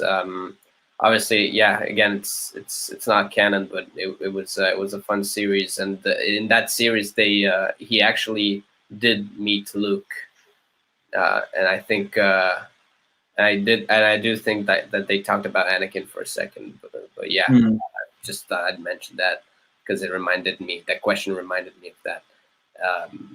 But yeah, I don't know if Ahsoka. It would be also interesting to see what if Ahsoka had met Luke Skywalker. But then again, like it's the fact to me the fact that Ahsoka, Ezra, what's the other Jedi's name? All those Jedi that survived throughout the original trilogy, and like aside from Obi-Wan and Yoda, who eventually died, all those other Jedi that just been added to canon these past few years that survived past the original trilogy, I think it's kind of an insult to Luke being the last Jedi, and it kind of just defies that. You can kind of like retcon it as it being he was the chosen one that he was the only kind of chance that could, because any of those Jedi could have gone up against Vader, but it would only really been Luke that would have been able to, or Leia, as it said, because they are the offspring of Vader. So it doesn't. You can kind of fudge it a little bit, but yeah, I understand what you mean. Like, there was only Luke at the time, and now there's Ahsoka, Ezra would have been around at the time. They kind of retconned out of it, but yeah, there would have been all these other Jedi that are kind of unanswered for. Well, I think remember most of the Jedi, they just eventually did their own thing. So yeah, apart from things happening, it kind of foreshadows that Luke's story is still great and everything, but they kind of probably just put into retirement and like, fuck it, our days are numbered. All the 66 happened. We're just going to hiding. But yeah, I see your point, Alan. I can see your point there. Mm-hmm. Before we move on, I'm just going to quickly go to the toilet, and then we'll carry on with episode 10, The Phantom Apprentice. We'll be back in a minute. Yeah, I'll be back too. I'll change to a t-shirt.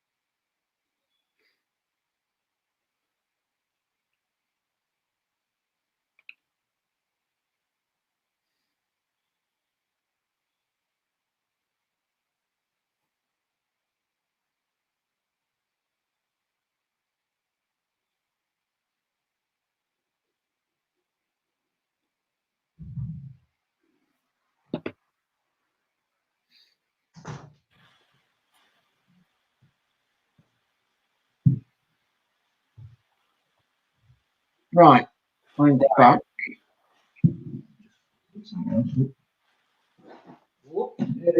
Oh, I nearly fell. I nearly fell live on there. Right. Rewind. Bit of laugh, you can watch that. It's a good move. Right. We'll move on then to episode 10. That is The Phantom Apprentice. Ahsoka faces off against Maul. He mentions Darth Sidious before escaping. Ahsoka relays this to Obi-Wan, who says he had inferred from the recently deceased Count Dooku that Sidious is the name of the Sith Lord who orchestrated the Clone Wars. After Elmick is assassinated by Saxon, Bo-Katan helps Rex's team fight him and his Mandalorians. Ahsoka confronts Maul again and reveals that he engineered this conflict to lure Anakin there to kill him because Sidious intends to make him his pupil. Ahsoka and Maul duel above the city, and Ahsoka saves Maul from falling to his death. He is then captured by the clone troopers despite his frantic warnings that everyone will soon die. The title card is red in this one, obviously replacing yellow, and in place of the usual philosophical lesson, this episode titled Part 2 appears in red. No open narration is given. The story overlaps with Revenge of the Sith. Through the use of motion capture, Lauren Mary Kim and Ray Park provide Ahsoka and Maul's movements in their duel. Now, what did you think of The Phantom Apprentice, episode 10? Brilliant. Amazing. Yeah, I love the motion capture duel. It's I think it's brilliant. The first time they've done it, and I think it was executed brilliantly. I was watching the behind the scenes of it. They actually also said Dave Filoni there. Sam Whittle was watching, obviously voices Darth Maul in the Clone Wars Rebels TV show and in Solo, the Star Wars story. Yeah. Anything else to add, Ellen? Come on. I know you like Darth Maul. What else?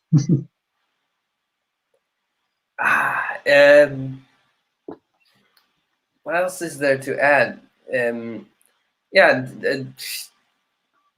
yeah. Needless to say, Darth Maul is just awesome. Like he steals every scene he's in. Um, fun fact: I heard from a friend of mine about Captain Vaughn. That Wrong, yeah. yeah, The one who got killed, yeah. yeah. Apparently, he's one of the first 300 clones that were cloned from episode 2, Attack of the Clones. He's one of the 300 clones that were made.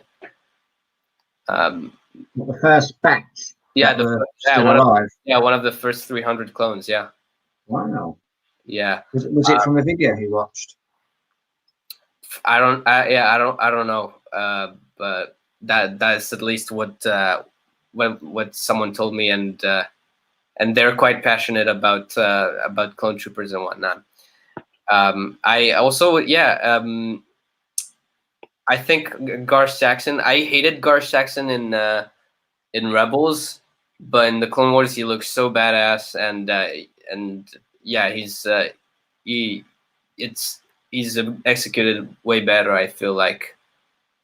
Yeah, and it's interesting. It's interesting to see that, like, to see how he. I guess at first he was with previous maybe, and then he converted his allegiance to Maul, and then he had his own fraction by the time of Rebels, and then they joined the Empire. And the Empire used to be the Republic, and he fought the Republic when they came to Mandalore in the Siege of Mandalore. Yeah. Anything to add on that list? I think this is, other than like these two, it's probably the strongest episodes in like the whole season, maybe even the whole series in like as a whole. That there's that shot with Ahsoka and Maul where it like turns around and the glass breaks. Yeah.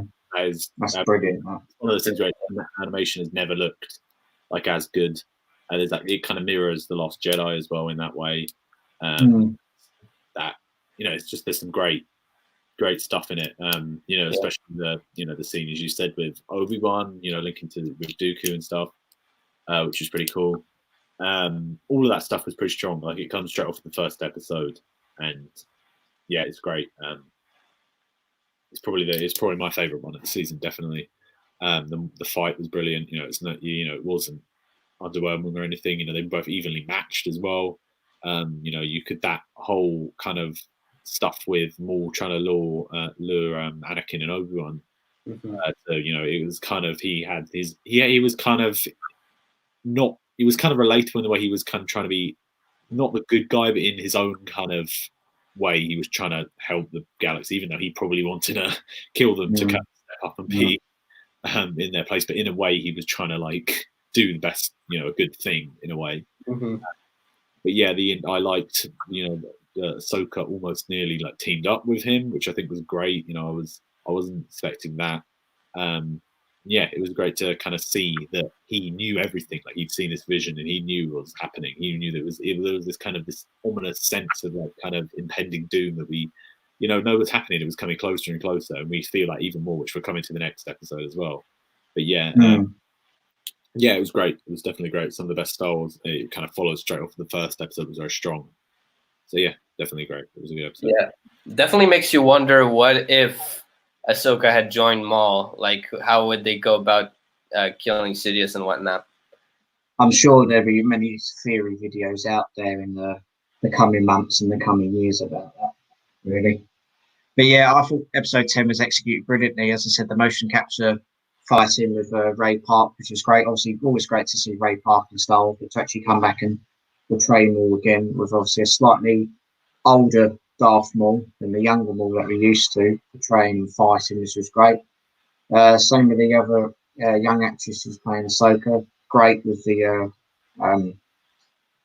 motion capture suit. The dialogue, the sort of cinematography that they used for this episode was fantastic, and the overall storyline and the action was just it's what Clone Wars is about. It's just never mind the politics and all the drama that's happening in the Senate. It's like proper on the edge of your seat stuff that people will love and enjoy and remember from years to come. And episode 10 delivers that with high expectations and everything.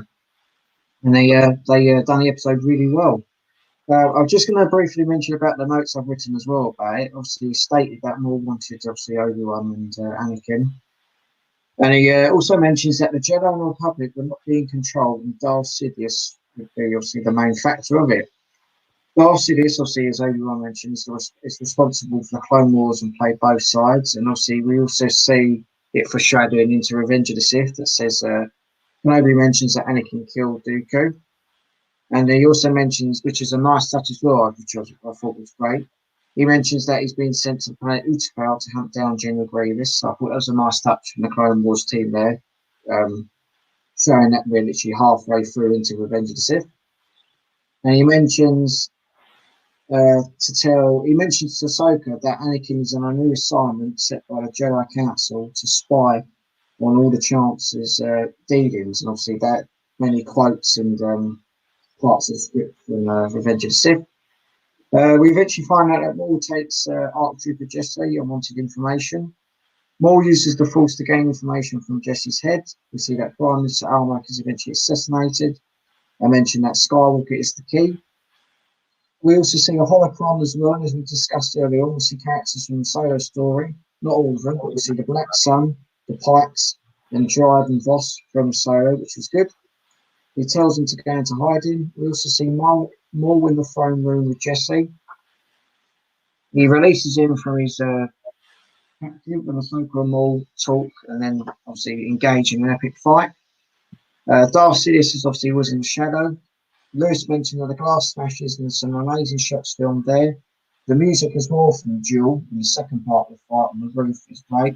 And he also mentions, let me go, we're all going to die, and you don't know what you're doing. So it's kind of foreshadowing what Anakin's fate will be in Revenge of the Sith. We're all going to die. Let me go. Let me die. Yeah. I thought there's some talking of the obviously the effects and everything. I thought the voice acting was great as well. Sam Witwer, James Arnold Taylor, Ashley Eckstein, D. Bradley Baker, all the main gang that were doing that. But we'll get onto them later on and everything. Crown Vixen VH says thanks for all your responses earlier on about talk about Luke. Moving on, should we move on to episode 11? Do you have anything else to add? Was that where you talked about the Phantom Apprentice. Phantom Apprentice. Yeah. Again, brilliant episode. There's not much else to say. Brilliant performances, brilliant music, visuals. Like in this one in particular, the visuals were like outstanding. They really outdid themselves this time with the motion capture, especially with the lightsaber duel between Maul and Ahsoka.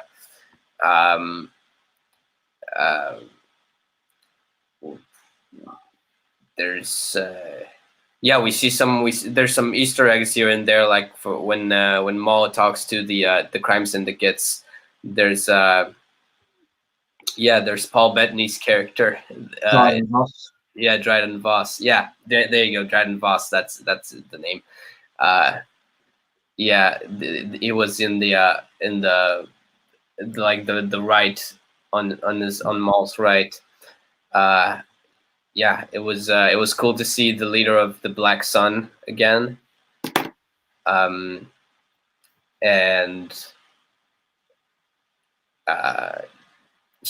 Just see all those characters in action is awesome. Seeing Bo-Katan fight Gar Saxon was pretty cool. Fighting Almec as well, which is nice. Yeah, the way she was almost squashed by that elevator, but she held on was pretty cool. And yeah, now that I did a little research,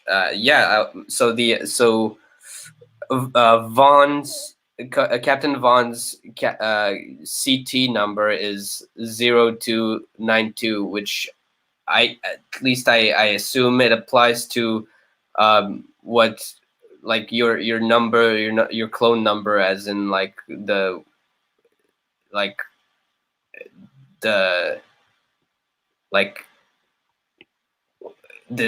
you, like, as in what the order in which the clones are made. He's probably the 292nd clone that was ever made.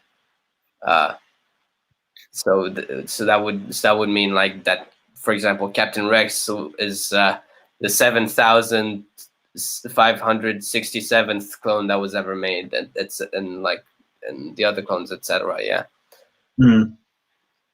applies to the other clones. So yeah, I guess that's how you were able to determine the order, the order in which the clones were made, which is interesting. At least that's my assumption. If you guys, if someone watching this later, if I'm wrong, feel free to correct me. Yeah. Okay, mate. All right, that's interesting. Very interesting.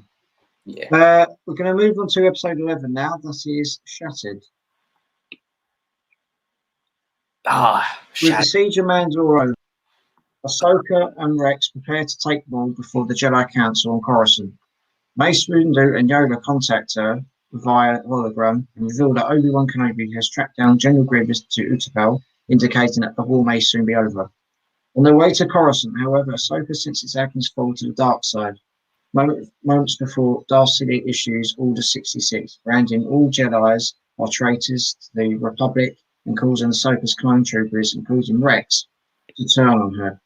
She escapes, manages subdued Rex, and frees them all to distract the other clones. With the help of 3 astromech droids, Ahsoka then discovers and removes the chip from Rex's brain, restoring his free will. There's no opening narration given to this story again, and the story overlaps with Revenge of the Sith. In indication to the regular cast, the episode features the voices of C.S. Carson, voice of Ki-Adi-Mundi, Ian McDermott as Darth Sidious, Hayden Christensen as Anakin Skywalker, and Samuel Jackson as Mace Windu via archive recordings. The coolest motherfucker in the galaxy, Mace fucking Windu.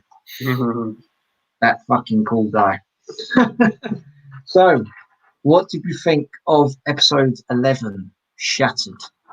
Fire away. Amazing. Yeah. Amazing. Dude. Oh my god, that was so awesome. I love that episode. Brilliant. I fucking loved it. Yeah. Everything about it is just... It was so tense. You kind of knew what's going to happen, but it's just like, no. Yeah. It's just so cool. The way it all plays out is just awesome, and yeah, seeing Rex really trying to fight to the urge to kill Ahsoka before he snaps and actually start shooting at her. Bruh.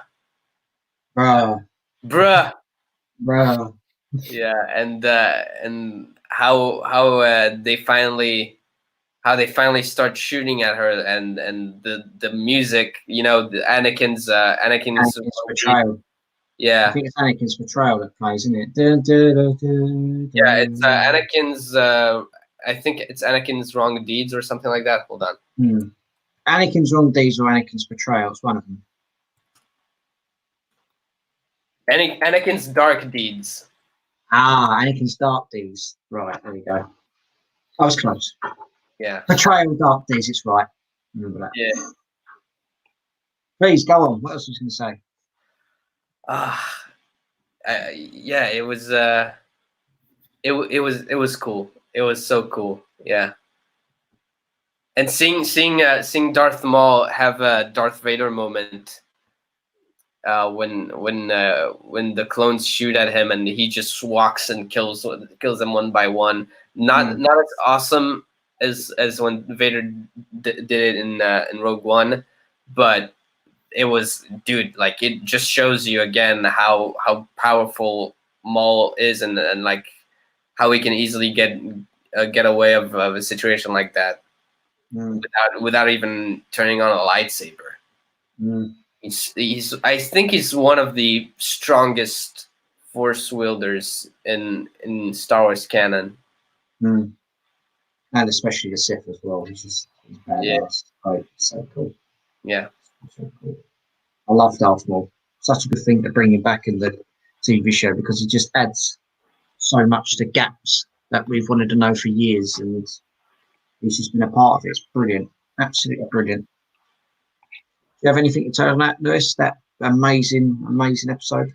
I think there was just like this, you knew exactly what was going to happen at the beginning of this episode. The tone was completely, despite them, winning this battle, there was just like this ominous, I don't even think there was any music or like very... The soundtrack was just flat. It was really well done. Yeah, they didn't even they almost didn't humanize the clones at the start. Normally you'd have a bit of banter with some of the clones, but they were just silent. You knew something was up at the beginning of this episode. I see some of the shots, they're all in like their regimental poses, like really standing at attention, like proper Imperial troops that we later know. Yeah.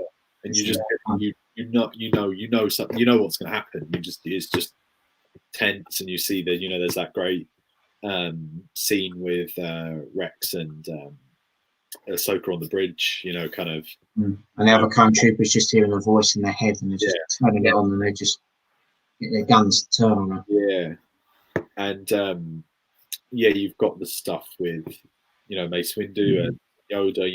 I love that how it it kind of links so perfectly with the Revenge of the Sith. That scene ends in the movie, and then this follows straight on. With Ahsoka coming in at the end. And you kind of see some of Mace Windu's kind of arrogance and kind of what leads to his death in mere minutes. His death, yeah. And we also see obviously Anakin was there, but obviously he sent him away to tell the Chancellor, and obviously Palpatine reveals himself that he is a Sith Lord, and he's literally gone. Literally moments before Ahsoka walks in the room, it's just like, I wish they just had that bit, but also we know it wouldn't work, but it's just like, it's just so close. And they're both hiding stuff, the Jedi and Ahsoka. I like that, the line where Ahsoka says, she just did a citizen's duty, and Mace Windu kind of says, this isn't like a citizen's matter, or whatever he says. He's just kind of manipulating the Jedi to say they were peacekeepers, but then again, the war has taken effect on most of them. Yeah, it's just foreshadowing that the Jedi could become what they would become eventually. Most of them will eventually become extinct in 2066. Yeah, I love that scene when they when Ahsoka, Maul, and Rex, they leave Mandalore, and there's this music playing of it's quiet, but it's also, it hints at a menace that's coming. It's like the quiet before the storm, and it hints at something bad about to happen. So it hints at victory and death, kind of. This is the title for the final episode. And when they go to hyperspace, it's just got like that silent key of, say, piano. It's just going ding, ding. It's just completely flat, and it's just like, you've never been a better soldier. The Republic owe everything to you. It's brilliant. And then obviously foreshadows that we know from obviously Anakin's fate, where he eventually joins Sidious, becomes Darth Vader. And eventually it's orchestrated to destroy the Jedi Knights, which leads into Order 66 happening. I just want to mention a few more bits that I've written for my notes and everything about. As I said, obviously she met the Jedi Council and everything. Obviously quotes from Revenge of the Sith: the dark side surrounds the Chancellor. It's good to hear voices from Revenge of the Sith as well, which is good. You mentioned that she did her duty as a citizen. I thought it was very cool that we saw shock troopers as well, so obviously manipulating Palpatine's grip around the galaxy as well. The prison cell, which is obviously known on the Republic ships, and obviously the prison lock-in mall itself was quite cool. It's kind of foreshadowing Vader's fate on the operating table, which is cool. Maul's like Hannibal Lecter-esque, kind of like it's almost like pre-carbonite kind of like kind of thing, which I think was very cool. Made him look even more kind of monster-esque. And imagine if they had put him in carbonite, an actual carbonite. That would have been cool. That would have been cool, yeah. That would have been cool. We mentioned earlier on. It would make sense for them to use that kind of device. And it would make sense that they would have such a device for such a container for force wielding individuals. Bo-Katan mentions that we created this to stop you force wielding maniacs. Yeah.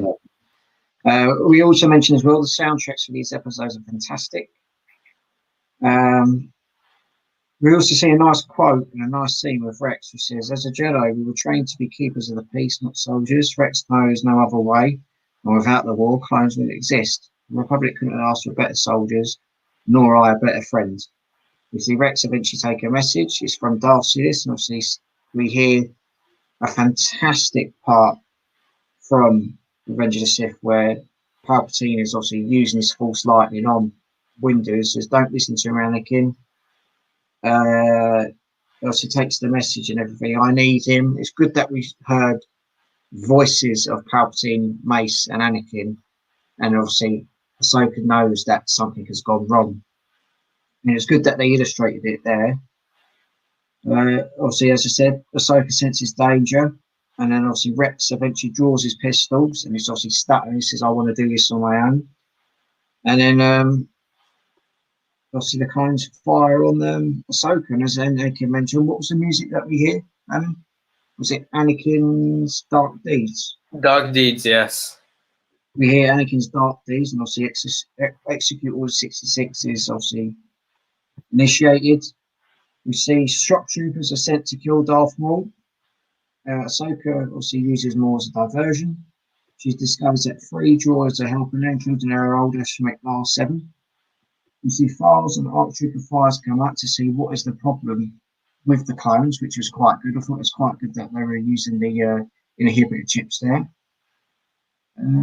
We see Maul using the doors for damaging cover. Alan, you mentioned that, didn't you? Earlier on. You stated that when Maul was walking down the corridor using the Force and also using the doors as weapons, which is cool.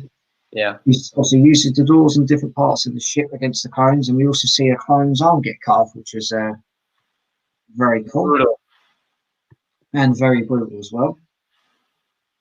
And obviously he cuts one of them in half, doesn't he? He uses one of the door and he literally cuts him right in the stomach area, which is very cool. Yeah. We see R7. We eventually see R7 shocks Captain Rex and takes him to the medical bay. The medical droid eventually moves the chip from Captain Rex's head. And did you notice with that medical droid, it's the same medical droid that worked on Anakin when he was on Coruscant, getting his obviously parts and the suit ready and everything. How's that possible? It's a similar make. Do you know the medical droid? Do you know the series of medical droid? Yeah. We also hear a quote from Rogue One, which is very cool. Can you remember that, guys? Ahsoka mentions that she's one with the Force. The Force is with me. And obviously, we know that from Chirrut Imwe from Rogue One. And she eventually locates it, and obviously the inhibitor chip is removed. Rex eventually saves Ahsoka, and eventually shoots his brother and says, "I'm all right, kid." And the chip, he mentions that the inhibitor chip is in all clones, and the order is to hunt down and destroy the Jedi Knights.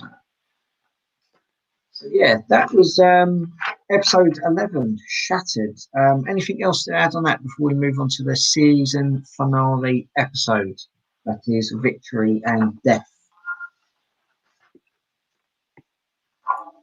I think that's covered everything. Is there anything else you want to add, or should we move on to our season finale episode? Nothing got to it. add. I No. Just repeating that it's No? a brilliant episode. yeah. Okay. With that, we're going to be taking a look at the final episode from season 7 and the Clone Wars era. That is episode 12, Victory and Death. As Ahsoka and Rex try to escape from the cruiser, Maul destroys its hyperdrive, causing the vessel to drop out of hyperspace and into its moon gravitational field. Forced to fight their way through the clones, Ahsoka tries to prevent Maul from getting away in their shuttle, but she fails and Maul vanishes, just barely clearing the doomed ship. Ahsoka and Rex escape to the moon, where they respectively bury the clones, and Ahsoka discards one of her lightsabers. Sometime later, Anakin Skywalker, named Darth Vader, arrives on the moon and recovers his lightsaber from the wrecked cruiser. And as I said, there's no opening title, there's no narration, and obviously it's part 4 of the Siege of Mandalore arc. Now, the season finale, episode 12. What did we think of this one, everyone? Who would like to go first in discussing the final episode of season 7 and the Clone Wars season? What did you I think? don't know if we could have asked for something better, honestly. I couldn't agree more. It's executed to perfection. Would you care to Did you see that say moment? more? Ahsoka was like an inch, not even an inch close to slicing Maul's throat. Mm, Bruh. right. Yeah, but a lot of people feel like they're not invested. They're kind of bored because they know that Rex, Maul, and Ahsoka survived those events, and like that the stakes are not high. But those episodes, they show. I mean, they do show that, yeah, they show like that the freaking the stuff that they went through, and like it shows that it wasn't easy to survive that, and yet again, but then they did, and that makes seeing them later on, in like Rebels and other media. To be honest, who's gonna rewatch Rebels after this? But like, still, it makes their survival seem much more earned and more powerful. Yeah. Mm. Yeah, I agree. I agree again.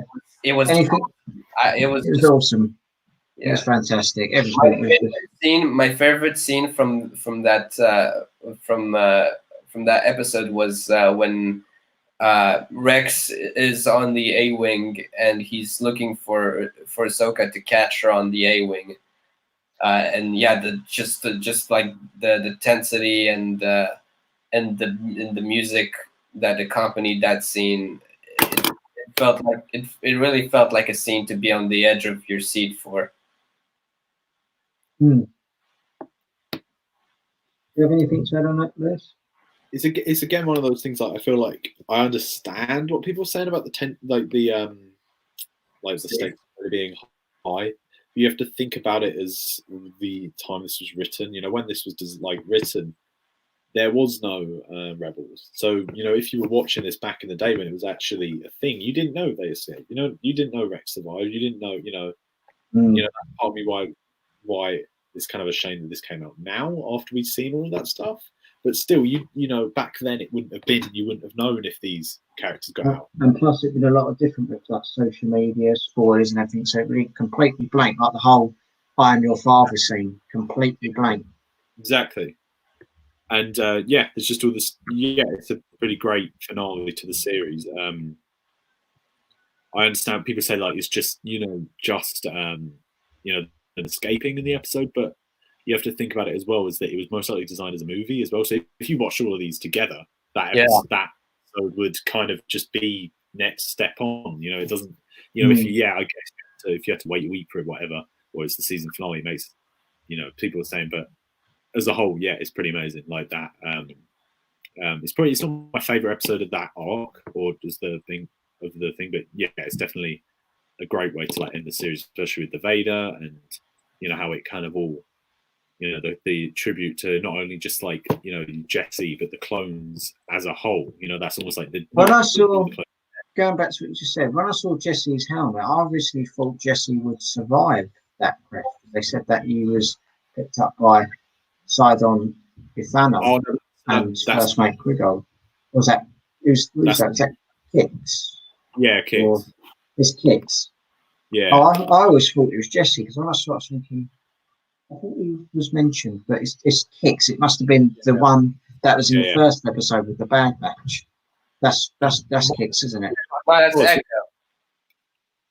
No, the clone that was accompanied the Bad Batch. It was Jesse. No, that's Jesse. That's Jesse. Yeah, I know it's Jesse, but the other clone that was with him was Kix, wasn't it? Who stayed with Commander Cody to. He's the medic. Yeah. I think he gets frozen in something on count. I don't know the whole story of it. It's I don't think Kix was in the in this arc, in the Siege of Mandalore arc. No, he wasn't. He was in the first episode, but I just thought Jesse survived. But now I know I've gone right. Yeah. But it made. I was going to say earlier when we talked about the Phantom Apprentice stuff with Jesse as well. It was made that even all the more sad that like. He was resisting it then, like, you know, not help, you know, help whatever, try and train them. And then with a click of a button. Yeah. His loyalty completely shifted. It was sad to see, you know, him go up against Rex, and he was like you know, I can't remember this. He's like a main clone in the Umbara arc. I don't know what other ones he's in. Yeah. As well. But he's in the one where Captain Rex gets shot on the Saluka mine. He's obviously the medic. Yeah. Mm-hmm. Like he's the main clone, you know, he's recognizable by that, you know, Republic emblem on his head, and it's not like him dying in that scene, you know, you see all the clones put to rest. It's almost like they're putting, you know, the Republic to rest with like his death of the Republic, as well as it's the death of, you know, all of the clones. Not all the clones die, but, you know, the death of the Clone Wars and the clones as a whole. And I think that's quite an impactful you know, ending to it. Also, I don't know how long that Vader scene set after. I'd assume a couple of years, maybe a year. It says reading from the description I've got here. You definitely see him. It said that sometime later, Anakin Skywalker named Darth Vader arrives on the moon and recovers Ahsoka's lightsaber from the wreckage. So it could have been maybe several days later, or no, because well, I'll say it wouldn't be several days later, because obviously it must be at least maybe a year or sometime. It says sometime later, so I'm assuming it's like a year or whatever period they're doing. Yeah. Go on, sorry. I'm assuming that scene took place like probably a year minimum later, because Darth Vader didn't, because we see that Darth Vader has his lightsaber on his belt, and I think it's I saw somewhere that Darth Vader didn't get his own lightsaber right away, his Sith lightsaber right away. He at first used one of the Emperor's lightsabers, and eventually, I think eventually killed a Jedi that survived Order 66 and took his lightsaber crystal and corrupted it into a red crystal, and then he built his lightsaber out of it. So it's definitely not immediately, like it's definitely not a week or a month after Revenge of the Sith, but I feel like it might have been years, because at least a year. Yeah, because also there we see snowtroopers and Imperial stormtroopers, and I don't think a droid as well. Yeah, and so I think like those armors they weren't produced right away after the events of Revenge of the Sith either.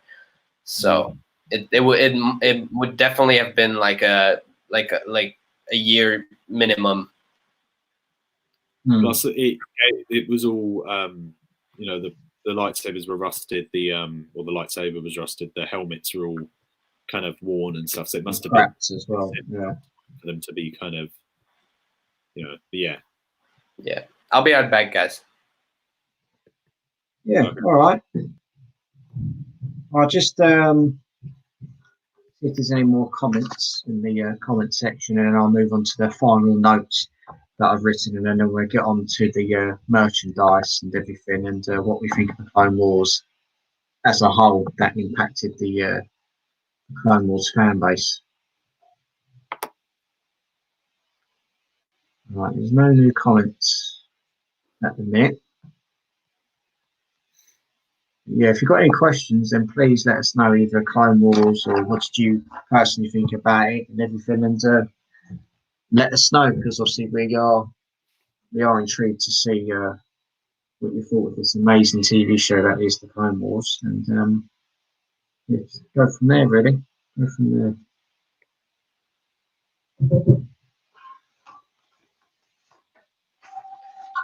How's your notes going there, Lewis? How's your Ahsoka design and the other bits you're doing? Storyboard for my uni stuff, just because I've got a deadline week after next. I've been kind of have to get on with it. Yeah. Is it solely?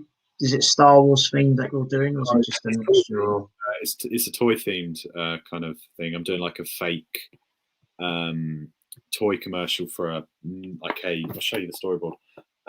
Most of my designs are on my Instagram. It's like a fake like commercial for a that never existed, like a Ninja Turtles He-Man inspired kind of thing. Yeah. Okay, mate, that's good. That's all right. That's all right. I'm back. Right, you're back. You're back. That's okay. I'm just going to move on to the last bit of notes, and then we'll talk about the merchandise and the Clone Wars as a whole and how it impacted us and why we love it so much. I don't know if you noticed at the start of episode 12, it had the music from, do you know, Birth of the Twins from Revenge of the Sith? I don't know if you noticed that when the episode started, it had that music there. I didn't notice. If you watch it again, you might find out. I managed to pick it up straight away when I first heard it. Yeah, I just need to rewatch Revenge of the Sith, really. We eventually discover, obviously, as we spoke about, Rex and Ahsoka must find a way to escape from the clones. Rex and Ahsoka stun the clones, and Maul uses the Force to destroy the hyperdrive, which is very cool. The ship comes out of hyperdrive and goes to this moon. Cheek, R7 and GG work together. R7 eventually opens the bay doors, and obviously the clone troopers are waiting for them.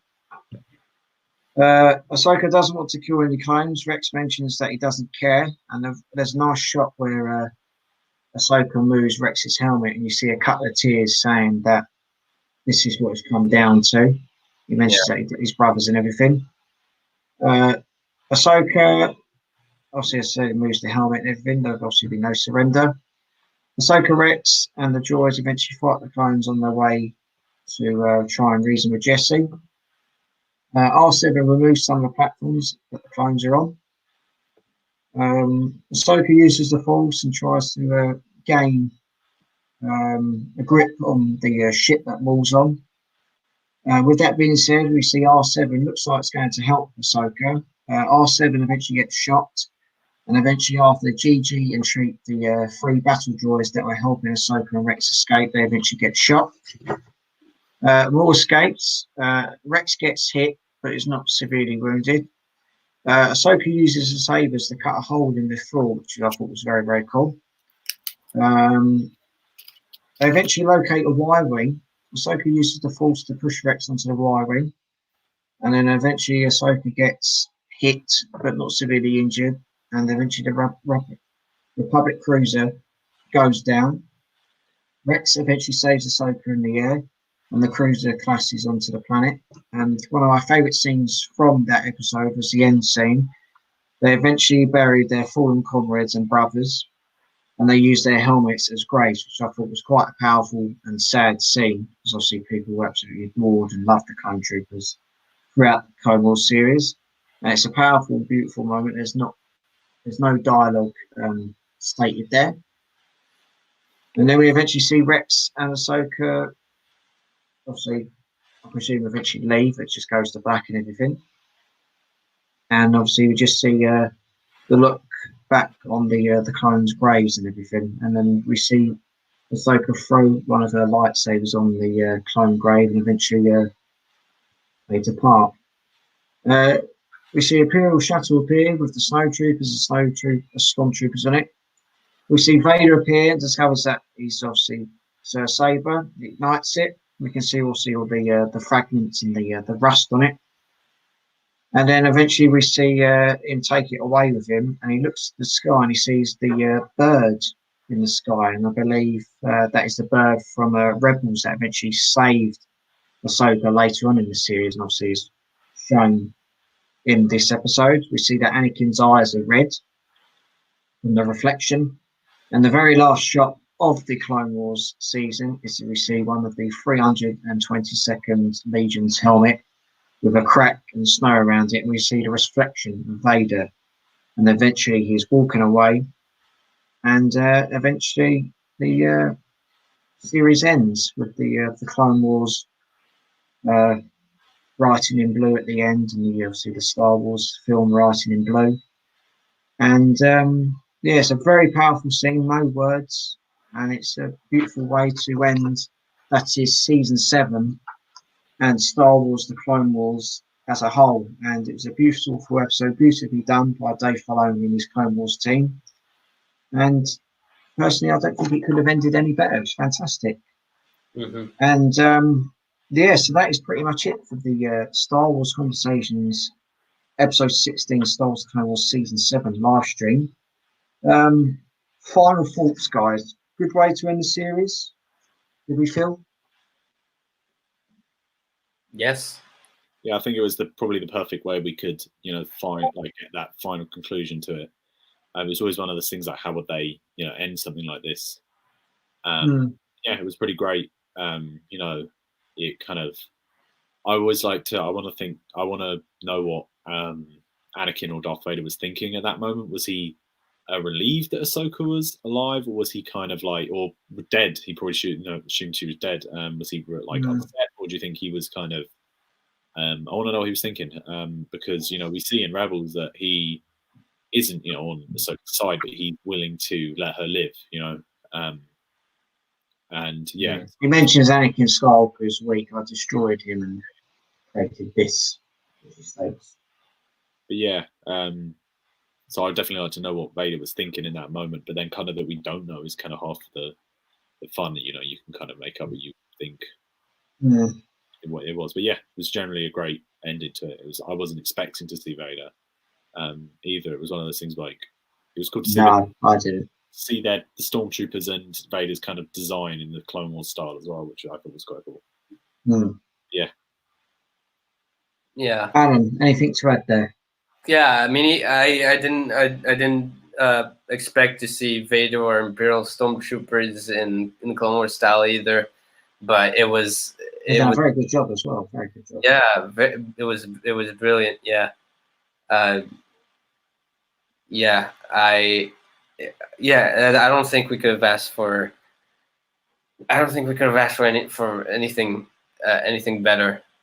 I mean, it would have been great to see. I mean, at this point, I just want to see Revenge of the Sith being animated in Clone Wars style. Honestly, yeah.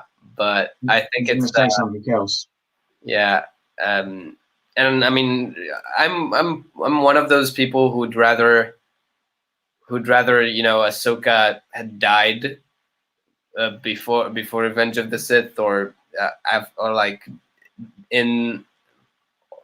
during the Siege of Mandalore or something like that, because she really doesn't have much of a purpose by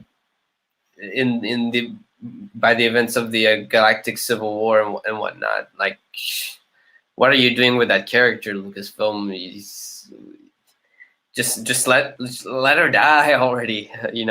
It just shows you how far we've come from that Snippy's young Padawan from the Clone Wars film And then as the years progress, she become an icon with Captain Rex, and she became such a lovable and devoted character that people are still cosplaying to this day, still talking about her, and just love her actual story arc. And it just shows you that Star Wars and the Clone Wars itself has come a long way. It just shows you how important that character has been to many young fans out there. And it's just amazing how a character like that has become just so big, along with Rex and Maul and other characters in the Clone Wars TV show. Mm-hmm. But yeah, I can show you my final thoughts of it. I thought it was a brilliant way to end the series. I wasn't really expecting to see Vader at the end. I mean, obviously, saw the Imperial shuttle. I knew someone important was going to be there, but I didn't expect Vader. But it was a fantastic way to end that. Obviously, to see the dark red eyes, to say, oh, so if there's a bit of Anakin still in him. Mm-hmm. The overall arc as well was great. Obviously, the scene where they buried the clones was very powerful, and obviously the droids getting killed. So it just shows you never underestimate a droid. The droids were trying to save them, because if it wasn't for the droids, they would be dead. But the droids obeyed and done their service and everything. But no, apart from that, I thought it was a fantastic way to end the series. It wasn't rushed. It was planned really well. And I was just in an interview yesterday with Dave Filoni saying we've been talking for years on how we wanted to end it, and within a matter of 20 to 22 minutes of episode, we've got it. And it's just focused and obviously leveled the playing field. That is Revenge of the Sith, and we can go back and watch Revenge of the Sith and say, oh, there's certain aspects there that were happening at the same time, and it's felt right. And Dave Filoni and his team and everyone introduced to the Clone Wars and involved with that have ended it pretty well. And hats off to you, and I'd raise a glass to you, because the Clone Wars has actually been such an iconic thing for young fans like ourselves and everything. It's sort of the benchmark that made Star Wars even better, and it's just something I just couldn't really live without, really. So hats off to George Lucas, Dave Filoni, and all the voice actors and everyone working on the Clone Wars, because it's become iconic because of them guys. And fans have obviously got into the voice acting and everything and loved the voice acting portrayals of the characters: Mace Windu, Obi-Wan, Ahsoka, Anakin. It's brilliant, and it's such a great way. And I've got nothing but high praise. And yeah, as what Rex and Ahsoka did, I salute to you. Fantastic, brilliant, nothing but good stuff. Yes. So yeah, that was our final thoughts. Me and Lewis were talking about this before we came on air, and before you joined. Missing Star Wars arcs. Would you care to elaborate, Lewis, what we was talking about earlier on? You mentioned a couple. So before, Disney purchased Star Wars or Lucasfilm, they had, I don't know how many seasons they had planned, but there was a couple more seasons planned. And when they kind of greenlit season 7, they picked, like, as Alan said as well, they had the arc with, Rex, Ahsoka, kind of built up to that final one. There are a couple of arcs that we, never got. Are still like up in the air. A couple of them, like the Son of Dathomir and Dark Disciples, are kind of made canon through other ways. Dark Disciples being about Ventress and Quinlan Voss, and then the Son of Dathomir being about what happened to Darth Maul after he was captured by Sidious, and how he got onto Mandalore again. So yeah, there's a couple of other arcs that never got made. There's a Bounty Hunter one with Boba Fett and Cad Bane. There's the Crystal Crisis one with like General Grievous and on Utapau. There's a Mon Cala one. There's a Jedi Temple, like under the Jedi Temple one. There's a Kashyyyk one, I believe, with Yoda and how he's good with the Wookiees. So yeah, there's a bunch of other arcs that we never got to see, or whether we'll see them in another form, maybe a comic books at some point, or due to the success of this, I don't know how I'd feel about it. I feel positive about it, but I don't know how they kind of promote it, considering this one was done as the last season. They could always go back and make them. especially something, even though it's a comic book. As I said to you before, going, yeah, they could release a bonus feature. Yeah, they could. Bonus features, unaired episodes where they're finished, but not officially in the season, if you know what I mean. Yeah. That would be very cool. I think that would satisfy fans even more, like an unofficial bonus feature with all these episodes done, and say, right, here's to the years of service fans of Love Star Wars. Our gift from you. Enjoy. Yeah. Or like a completed series, like a fill in the gaps completion series. It's not necessarily follows on after season 7, or it just kind of fills in the gaps we're missing. Some of those arcs that we were planned. But the fact that we got what we got is a miracle in itself, because we can kind of fill in those gaps mentally anyway. We needed some of these ones they gave us now, and we've got they can be told in other ways. But yeah, if they did come back, sorry, some of them were actually told in other ways. There is the I think there is a novel or a comic novel of the Quinlan Voss Ahsoka arc, and Darth, Son of Dathomir. Yeah, I have the Son of Dathomir comic book. I've read that. It's pretty good. But obviously, yeah, it would have the ideal way to consume those arcs would have been to actually see them in the Clone Wars show. Agreed. Okay. Anything to add on that before we go on to the merchandise side of it? It's kind of one of those things, that was the final piece of George Lucas's kind of contribution to Star Wars, all of that kind of Clone Wars stuff. His final kind of input, because he kind of worked quite closely with some of the Clone Wars stuff.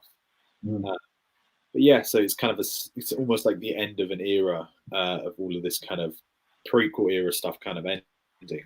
I'm 100% certain this isn't the last we're going to see of this kind of content. We've got the Kenobi series, we've got the Mandalorian season 2 that's going to kind of have Ahsoka in. I'm sure, with Hayden cast in Kenobi, or rumored to be cast in Kenobi, we never know. We might see some live action. Sorry to interrupt, mate. I found another room. There could be Tamari Morrison, who played Jango Fett. He could be coming back and playing Boba Fett apparently in the Mandalorian TV show. It's only a rumor, but who knows? Sorry to interrupt you there. I feel like all of those kind of were probably celebration announcements, which has been I think it's been cancelled. But I wouldn't be surprised if we get those as a celebration kind of from a home thing, and all those are announced. That's kind of off topic, but there's all those, Ahsoka, Rosario Dawson, and Hayden, and all that kind of stuff that was kind of has been rumored. We've got leaked recently. I have in strong faith that a lot of them are true. I think they've kind of been said from reliable sources. But yeah, we've got some good stuff coming up, and that kind of Clone Wars era is 100% not dead. It's still going strong. The fact that we got what we got, the Clone Wars, is more than enough.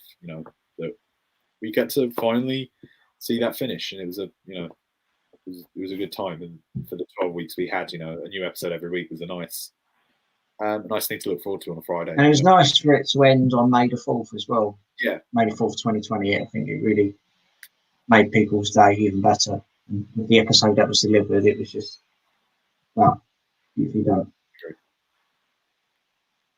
So yeah, that's our thoughts on the Clone Wars season 7. Merchandise or anything else, or lack of the Clone Wars, or lack of, as it's known. Yeah, dude, we need those. Who would like to start? We need those action figures, dude. Yeah, they did that. Was it May the 4th? They did I don't know. They did it might have been. Oh no, it was before May the 4th, wasn't it? They did that little live stream thing, like the Hasbro Pulse live. Yeah, that's right. A lot of us were expecting that maybe we might get some Clone Wars kind of stuff to coincide with. And it ended up being really shit, and all the Star Wars fans in the comics were pissed off, saying, "What the fuck is this? All this comment you're doing? I can't believe this shit." Yeah, it just feels out of touch, really. I know Daniel Lease 1000 did a very good video on it, talking about. I watched that. Yeah, perfectly. And yeah, it's just it feels out of touch. We have all these stuff, and they're kind of going on. As important as is the Empire Strikes Back 40th, I think what a lot of people are talking about is Clone Wars and Mandalorian and stuff like that, and that's what we wanted to be seen. You know, there were some okay announcements for. They could have done a 3-step Mandalorian, Empire, Clone Wars. Simple. Just do what they did in the past. Exactly. I don't know why there wasn't a individual Clone Wars like 3 3.75 inch action figure line, or at least a couple of Black Series figures to coincide with it. You know, a Maul, a Ahsoka clone trooper. You know. But you look at the latest wave that's eventually going to come out. I think it's wave 27 of this. What were the? It's just characters that we pull, repacked. And I'm thinking, well, why couldn't they just done maybe about 4 to 6, 8 waves of just solely Clone Wars? Yeah, you know, troopers, individual characters, even a vintage collection battle pack, something like that, with like say 4 322nd clone troopers. That would be sick. But yeah, the bad Mandalorians battle pack. Back in the day, if that line was still going strong, we would have had these figures. You know, they would have had these, yeah. There would have been a new Maul. There would have been a new Ahsoka. There would have been a new, the clone commander. I don't remember his name. You were saying about the Captain Vaughn. Yeah, him. All these characters, they would have been made. A Jesse, and it's a shame. It's kind of a shame that we don't have any of that anymore. And it would sell. It's not like wouldn't sell. You know. And, oh yeah, it definitely sells, especially in my house and your house and Anna's house, definitely. Mm-hmm. It's just been poor recently, isn't it? Hasbro just been. They just seem they don't really seem to care. They go, "Oh, we're going to do this, do that." Well, fucking listen to fans. Yeah, and it makes you laugh when they run these polls and thinking, "Them polls are fucking fixed." You know what we fucking talk about. Yeah. What happened in that poll? What poll was it? The poll they did was I think it was last year they did it, was the Empire Strikes Back poll. And I'm pretty sure it was rigged. Most people seem to think it was rigged because the figure they came out with at the top of the poll was Luke in the Dagobah like training outfit, which I don't know. It's an outfit we don't have, and it's a cool one. But I'm pretty sure more people were talking about Lobot and all those kind of characters, Ugnaught. But this is all Black Series, by the way. But what makes more think it's rigged is that most of these characters eventually came out. We got a Wedge, we got a Hoth Rebel, all of these kind of Empire Strikes Back ones they were kind of people were asking for all kind of came out eventually, and the fan poll kind of won. I think what was the last fan poll one? I know it was it who won the last fan poll? There was Jaina Solo. See, I feel like that was rigged. I don't know. But what makes you laugh is they've got all these Empire Strikes Back figures as special editions, 40th anniversary. But they're all going to get a standard release in a standard package. You're wasting money there. You could invest in more to say, we'll do a 3 to 4 wave figure of all the Clone Wars, Mandalorian and Clone Wars all mixed in. But no, they just specials are good. Fair enough. It's hard or not to pick them up. I understand them releasing again, but just as you said, just do what they're talking about now. Mandalorian, Clone Wars, do that. If it was years ago, nothing would be a problem. But I think ever since times have changed, it's just they don't seem to really care. I think we'll see the Clone Wars figures this time next year. They tend to be like, unless they're getting them out for a movie, they tend to be like a year. I believe they kind of probably are working on the stuff a year in advance. So they maybe 6 months even in advance before it's released, because they have stepped up their game. They've been releasing, I think I want to say about a wave per quarter of about 6 figures, as well as a lot of this is Black Series as well, by the way. Vintage collection seems to have like taken I don't know what's happened to that figure. Vintage collection is about to release some new Empire Strikes Back original trilogy figures. The repacks, they only had one announcement in that live stream, and it was the Luke and Stormtrooper armor, which already had a 3-pack release, which is supposed to be also. I've already got that. Yeah, there's gonna be a Lando there, and I don't know if my memory is kind of vague on those pictures, but there's supposed to be some, I think, Empire Strikes Back, Return of the Jedi figures. That haven't been it's the come out. It's the Phototech reissues of Bespin Han, Hoth Leia, and I think Lando. Then Yeah. figures I already have. Is that the Black Series you're talking about? Or was it the Vintage collection. Yeah, I thought it was the Vintage Collection. Yeah. But yeah, the Black Series have taken a kind of a Marvel Legends approach where they are kind of they're reusing a lot more. So they basically what they're doing. I've noticed it since maybe at the beginning of the waves this year. You know, they've been cramming out about 6 new figures per wave. But if you look at the wave coming up, which is I think wave 26, 27, the Kit Fisto, Plo Koon, Anakin Obi-Wan from Attack of the Clones, and a Battle Droid. They're all pretty much reused figures other than new head sculpts for, you know, the 2 Jedi. They're all using, you know, bodies we've already got. So they kind of kit bash. It's basically kit bash. Yeah, like the old days. It makes a lot of sense because then they can cram out for budgetary wise. You know, I know Marvel Legends have to reuse a lot of stuff in order to make new parts. So it does make a lot of sense if they're going to be cramming out a lot more figures. It makes them kind of reuse because back in the day they'd only have their waves. They'd have like 3 new figures per wave, and the rest would be repacks. I remember last year when they did the solo stuff, there was like a wave that had literally Kira and Forlom, and the rest were all repacks from the previous wave. So now they're finally getting to waves where we've got like solid 6 new figures, which is good, but like it's meaning they're taking that Marvel Legends approach where there is more reuse because they have to save on the budget because they're getting more figures out. But yeah, as for the Clone Wars stuff in general, I don't know if we'll get any of that until like next year, which is kind of a bummer. But there's that. I don't know when those are set. I'm assuming like fall. There's those the Galaxy of Heroes, Ahsoka, and the Clone that were coming out. You know, 5-inch weird stylized figures, which they look okay. I think if we haven't got an announcement for any other version of that Ahsoka and the Clone, I probably might pick those up just because it's to have those in, you know, in some form. But by then we might have an announcement of some actual Clone Wars content, like figures. But I don't know. There is some Roman stuff. I think Cad Bane's coming out. He's been rumored, and I think there's a 5s vintage collection. So get him. There is some stuff coming. Get him.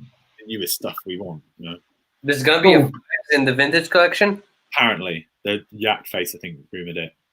Oh, that'd be nice. But yeah, we need some Clone Wars figures, either realistic versions in the vintage collection or like new animated action figures like we had back in the day. Those were pretty cool, even though some of the articulation was meh.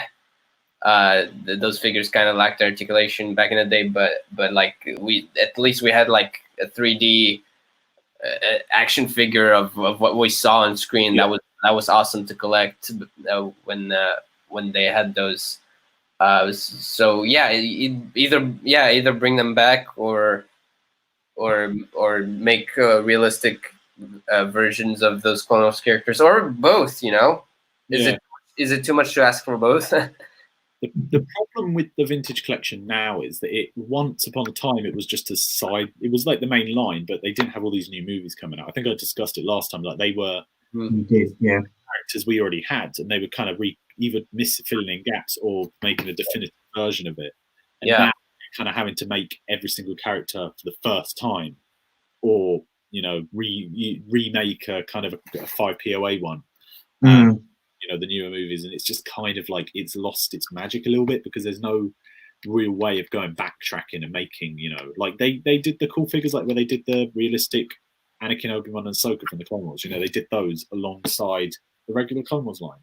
You know, because they had to get the slightly cheaper versions of the characters out in that Clone Wars style, which was more a mass retail line. Was the vintage collection was more of like this kind of collector's line. You know, for more fans, where that was more of a kind of a kids-based, you know, line. We don't have that anymore, which is kind of a shame. Even I miss the 5 POA figures to an extent. I was going to ask that question. Do you think the 5 POA, obviously, them scrapping that has impacted the way figures are being produced and released now? 100%. I don't know why they did that personally. I don't know why they did that. But thank God they did that, because 5 POA figures are terrible. They would get they. I don't think a lot of those figures were terrible. Okay, yeah. Some of the paint apps were good, but some of it is just you know, tacky. Didn't really see it. I prefer them to nothing. You know, like they at least you were getting those characters in the scale. You know, they were slowly getting better, and they were kind of adding a little bit more of prefix poses into them, and they were kind of giving them like nicer looking likenesses. Where some of the Force Awakens ones looked like kind of shit, but at least even then, back in the day, we were getting those new Rebels characters out. We were getting all the new. You know, why didn't they do that? You know, in 2015, we still got Thrawn, we still got Yeah.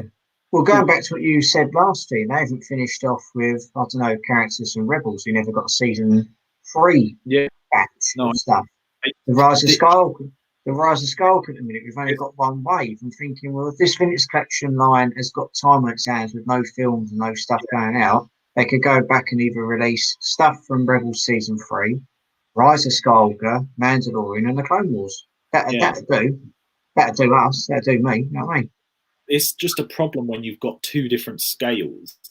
Like, obviously, to me, even though I collect Black Series predominantly, to me, Star Wars is 3 3/4 inch. You know, that is Star Wars. And it's what I grew up with. Yeah, it's the scale kind of as well. And it's sad to kind of see it being put aside for, you know, no reason when they're not. You know, both of these lines could coexist. You know, there's collectors for both. You know, and I don't get why. I guess it's kind of, I don't get why when you make a Black Series figure, can't you just translate it into a vintage collection figure? Because they've done that before. Like, sure, imagine if they were just saying, yeah, this wave of Black Series is coming out, and we're doing vintage figures of it as well. If you haven't done them already. I was just thinking, going back to your Black Series discussion here, is the Black Series 3 3/4 line ended? Yeah, no, that ended with the vintage collection stuff. That was like, yeah, I was gonna say that ended last year or the year before. Year before, when it was the last one was the last. There's not really a major announcement for it, was it? If I can remember. Yeah, they were just kind of like they felt like they were making it out courtesy for a while. Like they kind of said, "Oh, well, we're making these kind of 5 POA ones for kids. We're just going to make these very limited Walmart exclusive, you know, good versions of the characters, you know, for collectors." And I don't know. And most of those figures, for the most part, have been put onto vintage cards now.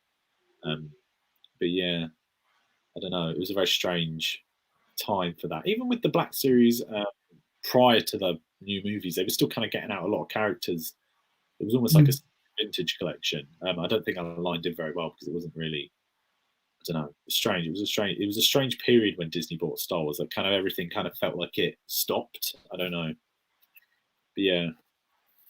Same when they cancelled the bloody Clone Wars in 2014. I mean, I've been criminally aware doing that, but like I said, with this screen that we're just talking about, they did finish it. So thank you. But yeah, it just seemed a period when Disney bought it was just like, well, under the bus. We don't really know what's happening. But yeah, they kind of wanted to scrap everything and do what they wanted to do and start afresh, which is understandable. You know, I understand the removing of the canon.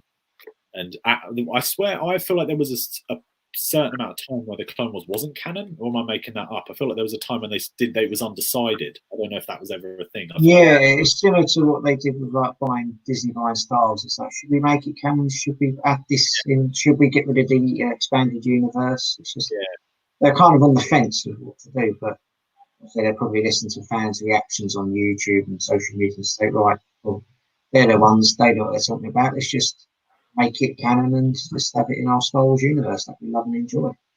Yeah, but yeah, I was always under the impression before when the Clone Wars originally came out in 2008. You know, the 2003 Clone Wars, the micro series, yeah, the micro series. I was always under the impression that was still canon, and the first season of that was prior to the Clone Wars, and then the second season would have been after. I still series. It's probably one of my favorite Star Wars things, despite it being, you know, not canon.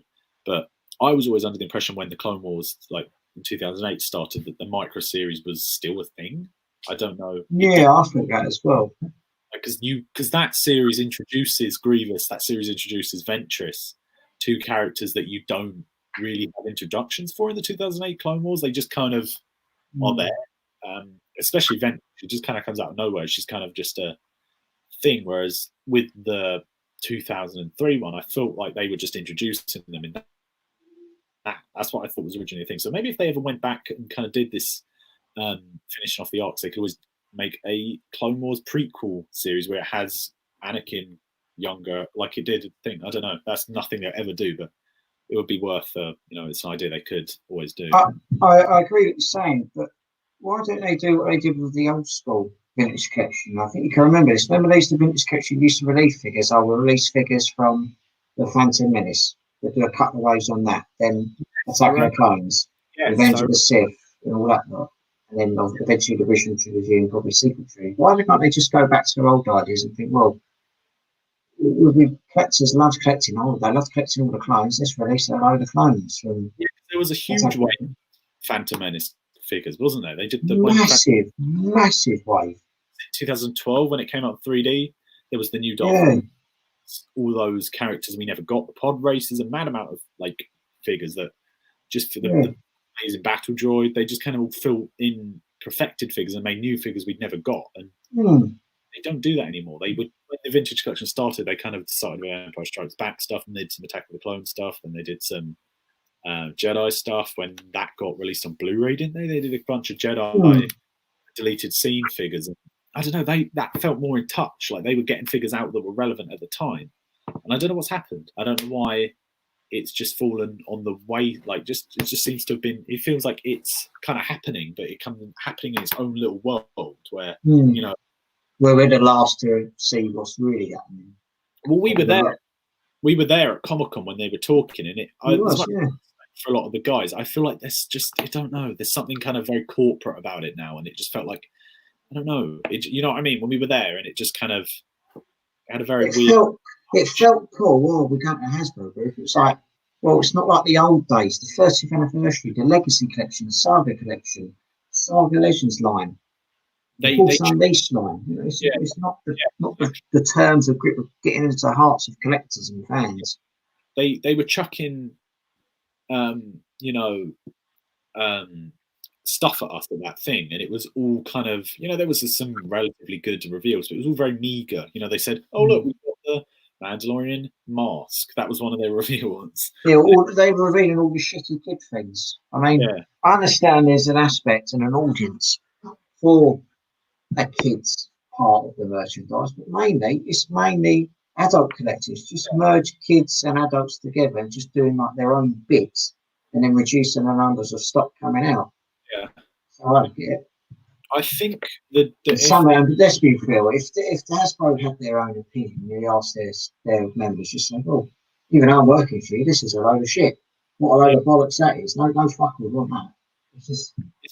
I think the truth of it as well is it's something that I don't think a lot of us would want to admit, but I think the Star Wars brand is definitely worth less than it was 10 years ago. Yeah. Big time. You think of it, 09, Revenge of Sith, a couple of years out, Clone Wars getting to eventually its peak, or just starting to. The Force Unleashed 2 probably in the works, Force Unleashed just being released. It was massive, everyone was great. Despite the fact that we've got more content than we ever had. We had the Clone Wars finish, and we had Fallen Order, we had Mandalorian, we had a movie just come out, we had, there's more stuff than there's ever been, and more variety than there's ever been. Yeah, last 2 years or so, I felt like an old school Star Wars fan. Like, this is the Star Wars I knew growing up. Yeah. But ever since the figure line, it's just been the brand whole. If I don't think Star Wars toys are in kids' mind as desirable as they once were. You look at the way you look at the shelves, and there's just rows of those Rose Tico figures and the Jyn Erso, all that stuff, and it's just like it has lost a lot of value. Years ago that would be literally completely ram-raided every week. Figures gone. Yeah, now it was just kind of like there was such a huge selection, and I don't know, with those new movies, I don't know what their decision was to put them to 5 POA. I don't know what happened after. I want to say like 2012 was probably, maybe 2013 a little bit, but after that it kind of was slow. Its quality control was rubbish, but then again, you look at the back series they've released with all the photo real options and stuff. It's just gone whoosh. The demand of figures is going up in a way, but it's just like blips and blobs. It's like a pie chart or a bar chart. It's just up and down, flat, nothing.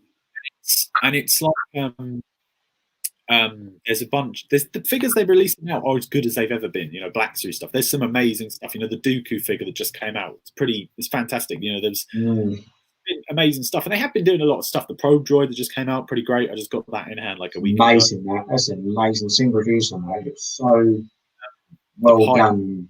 Luke, that's pretty fantastic. The Rebel Soldier is pretty fantastic. The Child, I just got that in the other day. It's tiny, but it's still a cool piece. That's the job.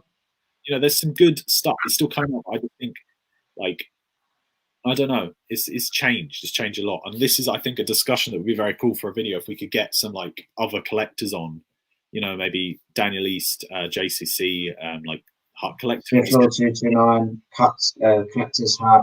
Have a big Master 7-3. Get all the big so-called high YouTubers who know what we're talking about. Yeah, I think that would be a very cool video where we could all just kind of discuss what's happened with it, and all these guys, because JCC and Daniel East are very knowledgeable, and Hut Collector as well. They're all very knowledgeable. This kind of stuff. They've been there through it all, and I'd definitely like to see what they have to say about it. Yeah, I pre-ordered. Agreed. I pre-ordered the Black Series Child from Star Action Figures. I haven't gotten it yet. I got it. I didn't. I think it had a May release, and then it got delayed it got first batch was May, and then it had a second batch which was August. I ordered it from eBay for maybe $5 extra, just because I realised that it was from a seller that just had it the early release. It wasn't. I didn't pay over for it, but yeah. But here on Star Action Figures, it says estimated arrival May 2020. Yeah, it should have been, but yeah. And I've seen some people online already holding their Black Series Child action figure, and I'm like, dude, where's mine? Yeah, I think I pre-ordered the figure months ago, dude. Where's my figure? You not got a shipping confirmation or anything? No, I haven't. I haven't. That's strange. They usually send an email to say that the order has been dispatched and whatnot. Yeah. But I haven't. So far, I haven't gotten anything for the child. But the ID Toys is, I don't know. ID Toys is on top of it for me. I think that's probably the go-to, because Star Action Figures I've ordered the last few stuff from, and I've pre-ordered all the stuff on there just because I don't have to pay for it straight away. You can just pay it when it ships. Mm-hmm. Check on your orders thing, because sometimes I remember I pre-ordered my thingy wave, the Dooku wave, and I didn't have the money in the account at the time because I had it in savings account, so I had to transfer it over, and they didn't ship it because I had no money in it. So you have to do sometimes if you check with that. But Star Action Figures has been quite on top of it recently. I ordered some Marvel Legends from Forbidden Planet a week ago, and they haven't even shipped it. I know that's a bigger company and everything's going on, but the smaller companies are on it. I don't know if you had a Kapow Toys as well. I ordered the new NECA Ninja Turtles from them, the Wave 2, and they sent me them out. They sent me two Shredders by accident instead of a Splinter, and I had to send it back, and they sent me another Splinter, but then they sent me 2 Splinters for some reason. So now I have an extra NECA Splinter. But yeah, that's completely irrelevant. But just the toy companies we have the toy distributors in this country we have are pretty good. Action Figures, they're great. What the guys are doing over there, they're blinding. Yeah. But yeah, I would definitely like to see more fans interview the people at Hasbro. We had the opportunity to speak to them when we went there. Maybe if MCM Comic Con's on this year and they've got another panel, we should definitely ask. They said that Comic Con's going to be going ahead in July, but what's going on there? If you think with the coronavirus going on and everything, who knows? But we'll wait and see. Yeah, listen to us. We are the fans of the galaxy.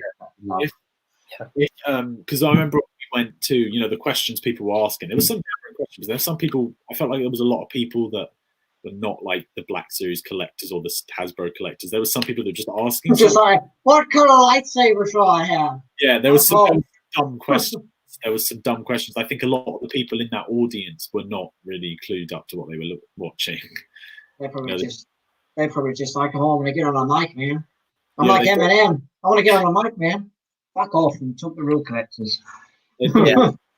Because I remember there was some woman that was like, "What's the release date for Rise of Skywalker?" And I don't think it had been announced at that point, and it was just like, "Wow, this is not." It's not figures, love. Yeah, I did enjoy that. Yeah. Comic Con. So if we have that again, it would be very, very nice because then we could definitely ask some questions about what they've got going on with that, because there's some stuff I definitely would like to ask. But yeah, we should arrange a chat like this just for the state of Hasbro and get some other guys on. I think that's definitely something we should look into. Well, fingers crossed, if people are available, then I'll absolutely be down for that. If you can get word out to many collectors, it'd be great if there's like loads of you. But who knows? Never know. What could happen? Anything else to add on merchandise, Clone Wars, things in general?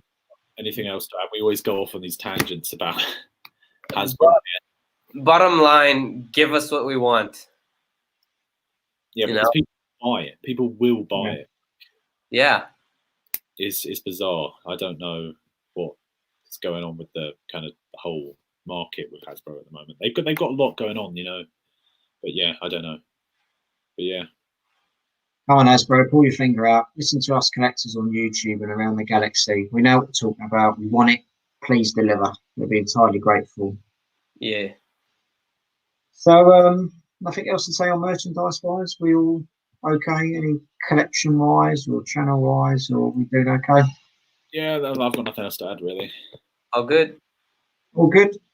Well, so that is our talking on Hasbro's distribution of figures and lackluster times at the minute, and what else is going on in the world and everything. But let's hope Hasbro can deliver. I've said the Clone Wars has been a complete success in many Star Wars fans' eyes and collectors' eyes, and hopefully Hasbro can pull their finger out and hopefully release Mandalorian figures, Clone Wars figures, Rise of Skywalker figures, and who knows, older Rebels figures that we've seen in the TV shows and the films, and release them to fans that want to be satisfied. But and that's being said about the merchandise side of it. I'd like to thank both Louis and Alan for joining this Clone Wars Season 7 live stream.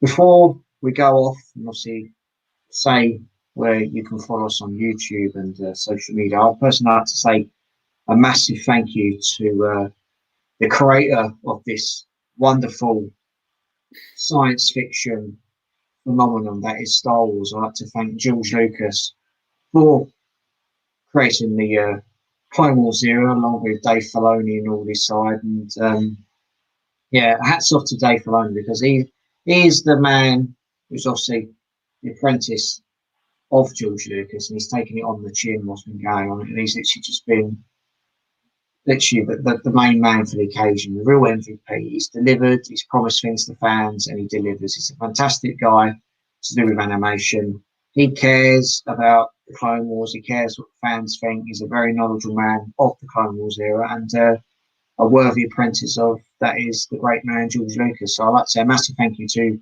George Lucas, Dave Filoni, and his Clone Wars team for producing this amazing series that Star Wars fans around the world have absolutely adored and loved. As I said numerous times before, the Clone Wars TV show has been a great part of my childhood, and still is as I've become an adult. And you brought nothing but joy and absolutely beautiful memories that we can savor for years to come. And the season finale and season seven in general has been a complete success. And I salute you. I raise my glass to you, sir. So thank you very much for making Star Wars, the Clone Wars, what it is today. Thank you. And who knows? Star Wars is Star Wars. It's great, and it could be a good thing for the future. Do you guys have anything to add to George Lucas, Dave Filoni, and the Clone Wars team about memories as a kid or anything there? No, I'm all good. Basically what I said, but your voice. Yeah, thanks again for making our wishes come true by bringing back and finishing the Clone Wars, which is probably my favorite Star Wars media out there. It's just like that's Star Wars for the way it's meant to be, honestly. Yeah, and I'm just so glad that we got closure for the series because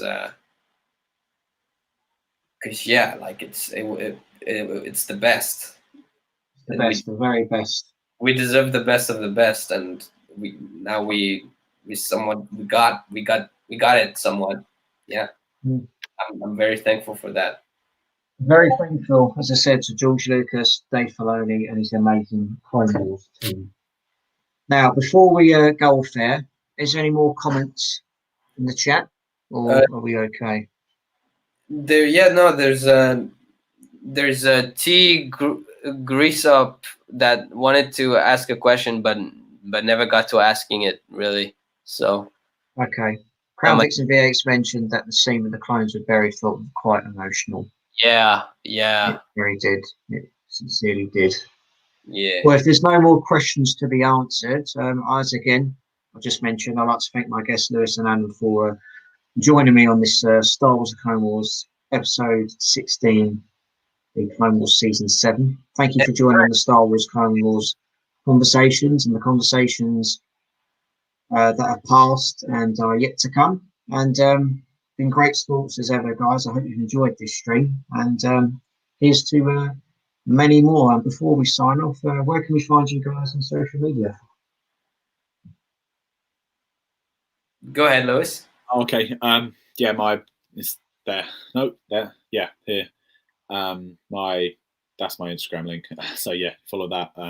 Toy stuff. A lot of art kind of based stuff. So yeah, that's my link to stuff there. Yeah, and that is my YouTube channel name. You can find me on YouTube, and you probably if you type that on Instagram and Twitter, you'll find me on there too. And Jack, thank you for having me. Thanks. Again, always a pleasure to have the pair of you. Yeah, and I again apologize for causing the delay. But you're here. That's the main thing we've spoken about. Oh, loving Star Wars TV shows. It don't matter. Yeah, it was a lot of fun. Thank you for having me. That's all right. Well, you can find me on the YouTube as JediMaster98. You can find me on Facebook and Instagram. And I hope you've enjoyed this Star Wars Conversations live stream. And in the next stream, we'll be talking about the Mandalorian Season 1. So I hope you can stay tuned for that. Stay tuned for new figures and everything. Got a few more Star Wars books to review. And yeah, that's pretty much it. Enjoy these streams. And yet again, thank you very much to George Lucas, Dave Filoni, and the Clone Wars team for making Star Wars: The Clone Wars the greatest Clone Wars TV show and the greatest TV show in the galaxy. So thank you very much, guys. Have a nice day. Look after yourself, and as always, may the Force be with you. Cheers.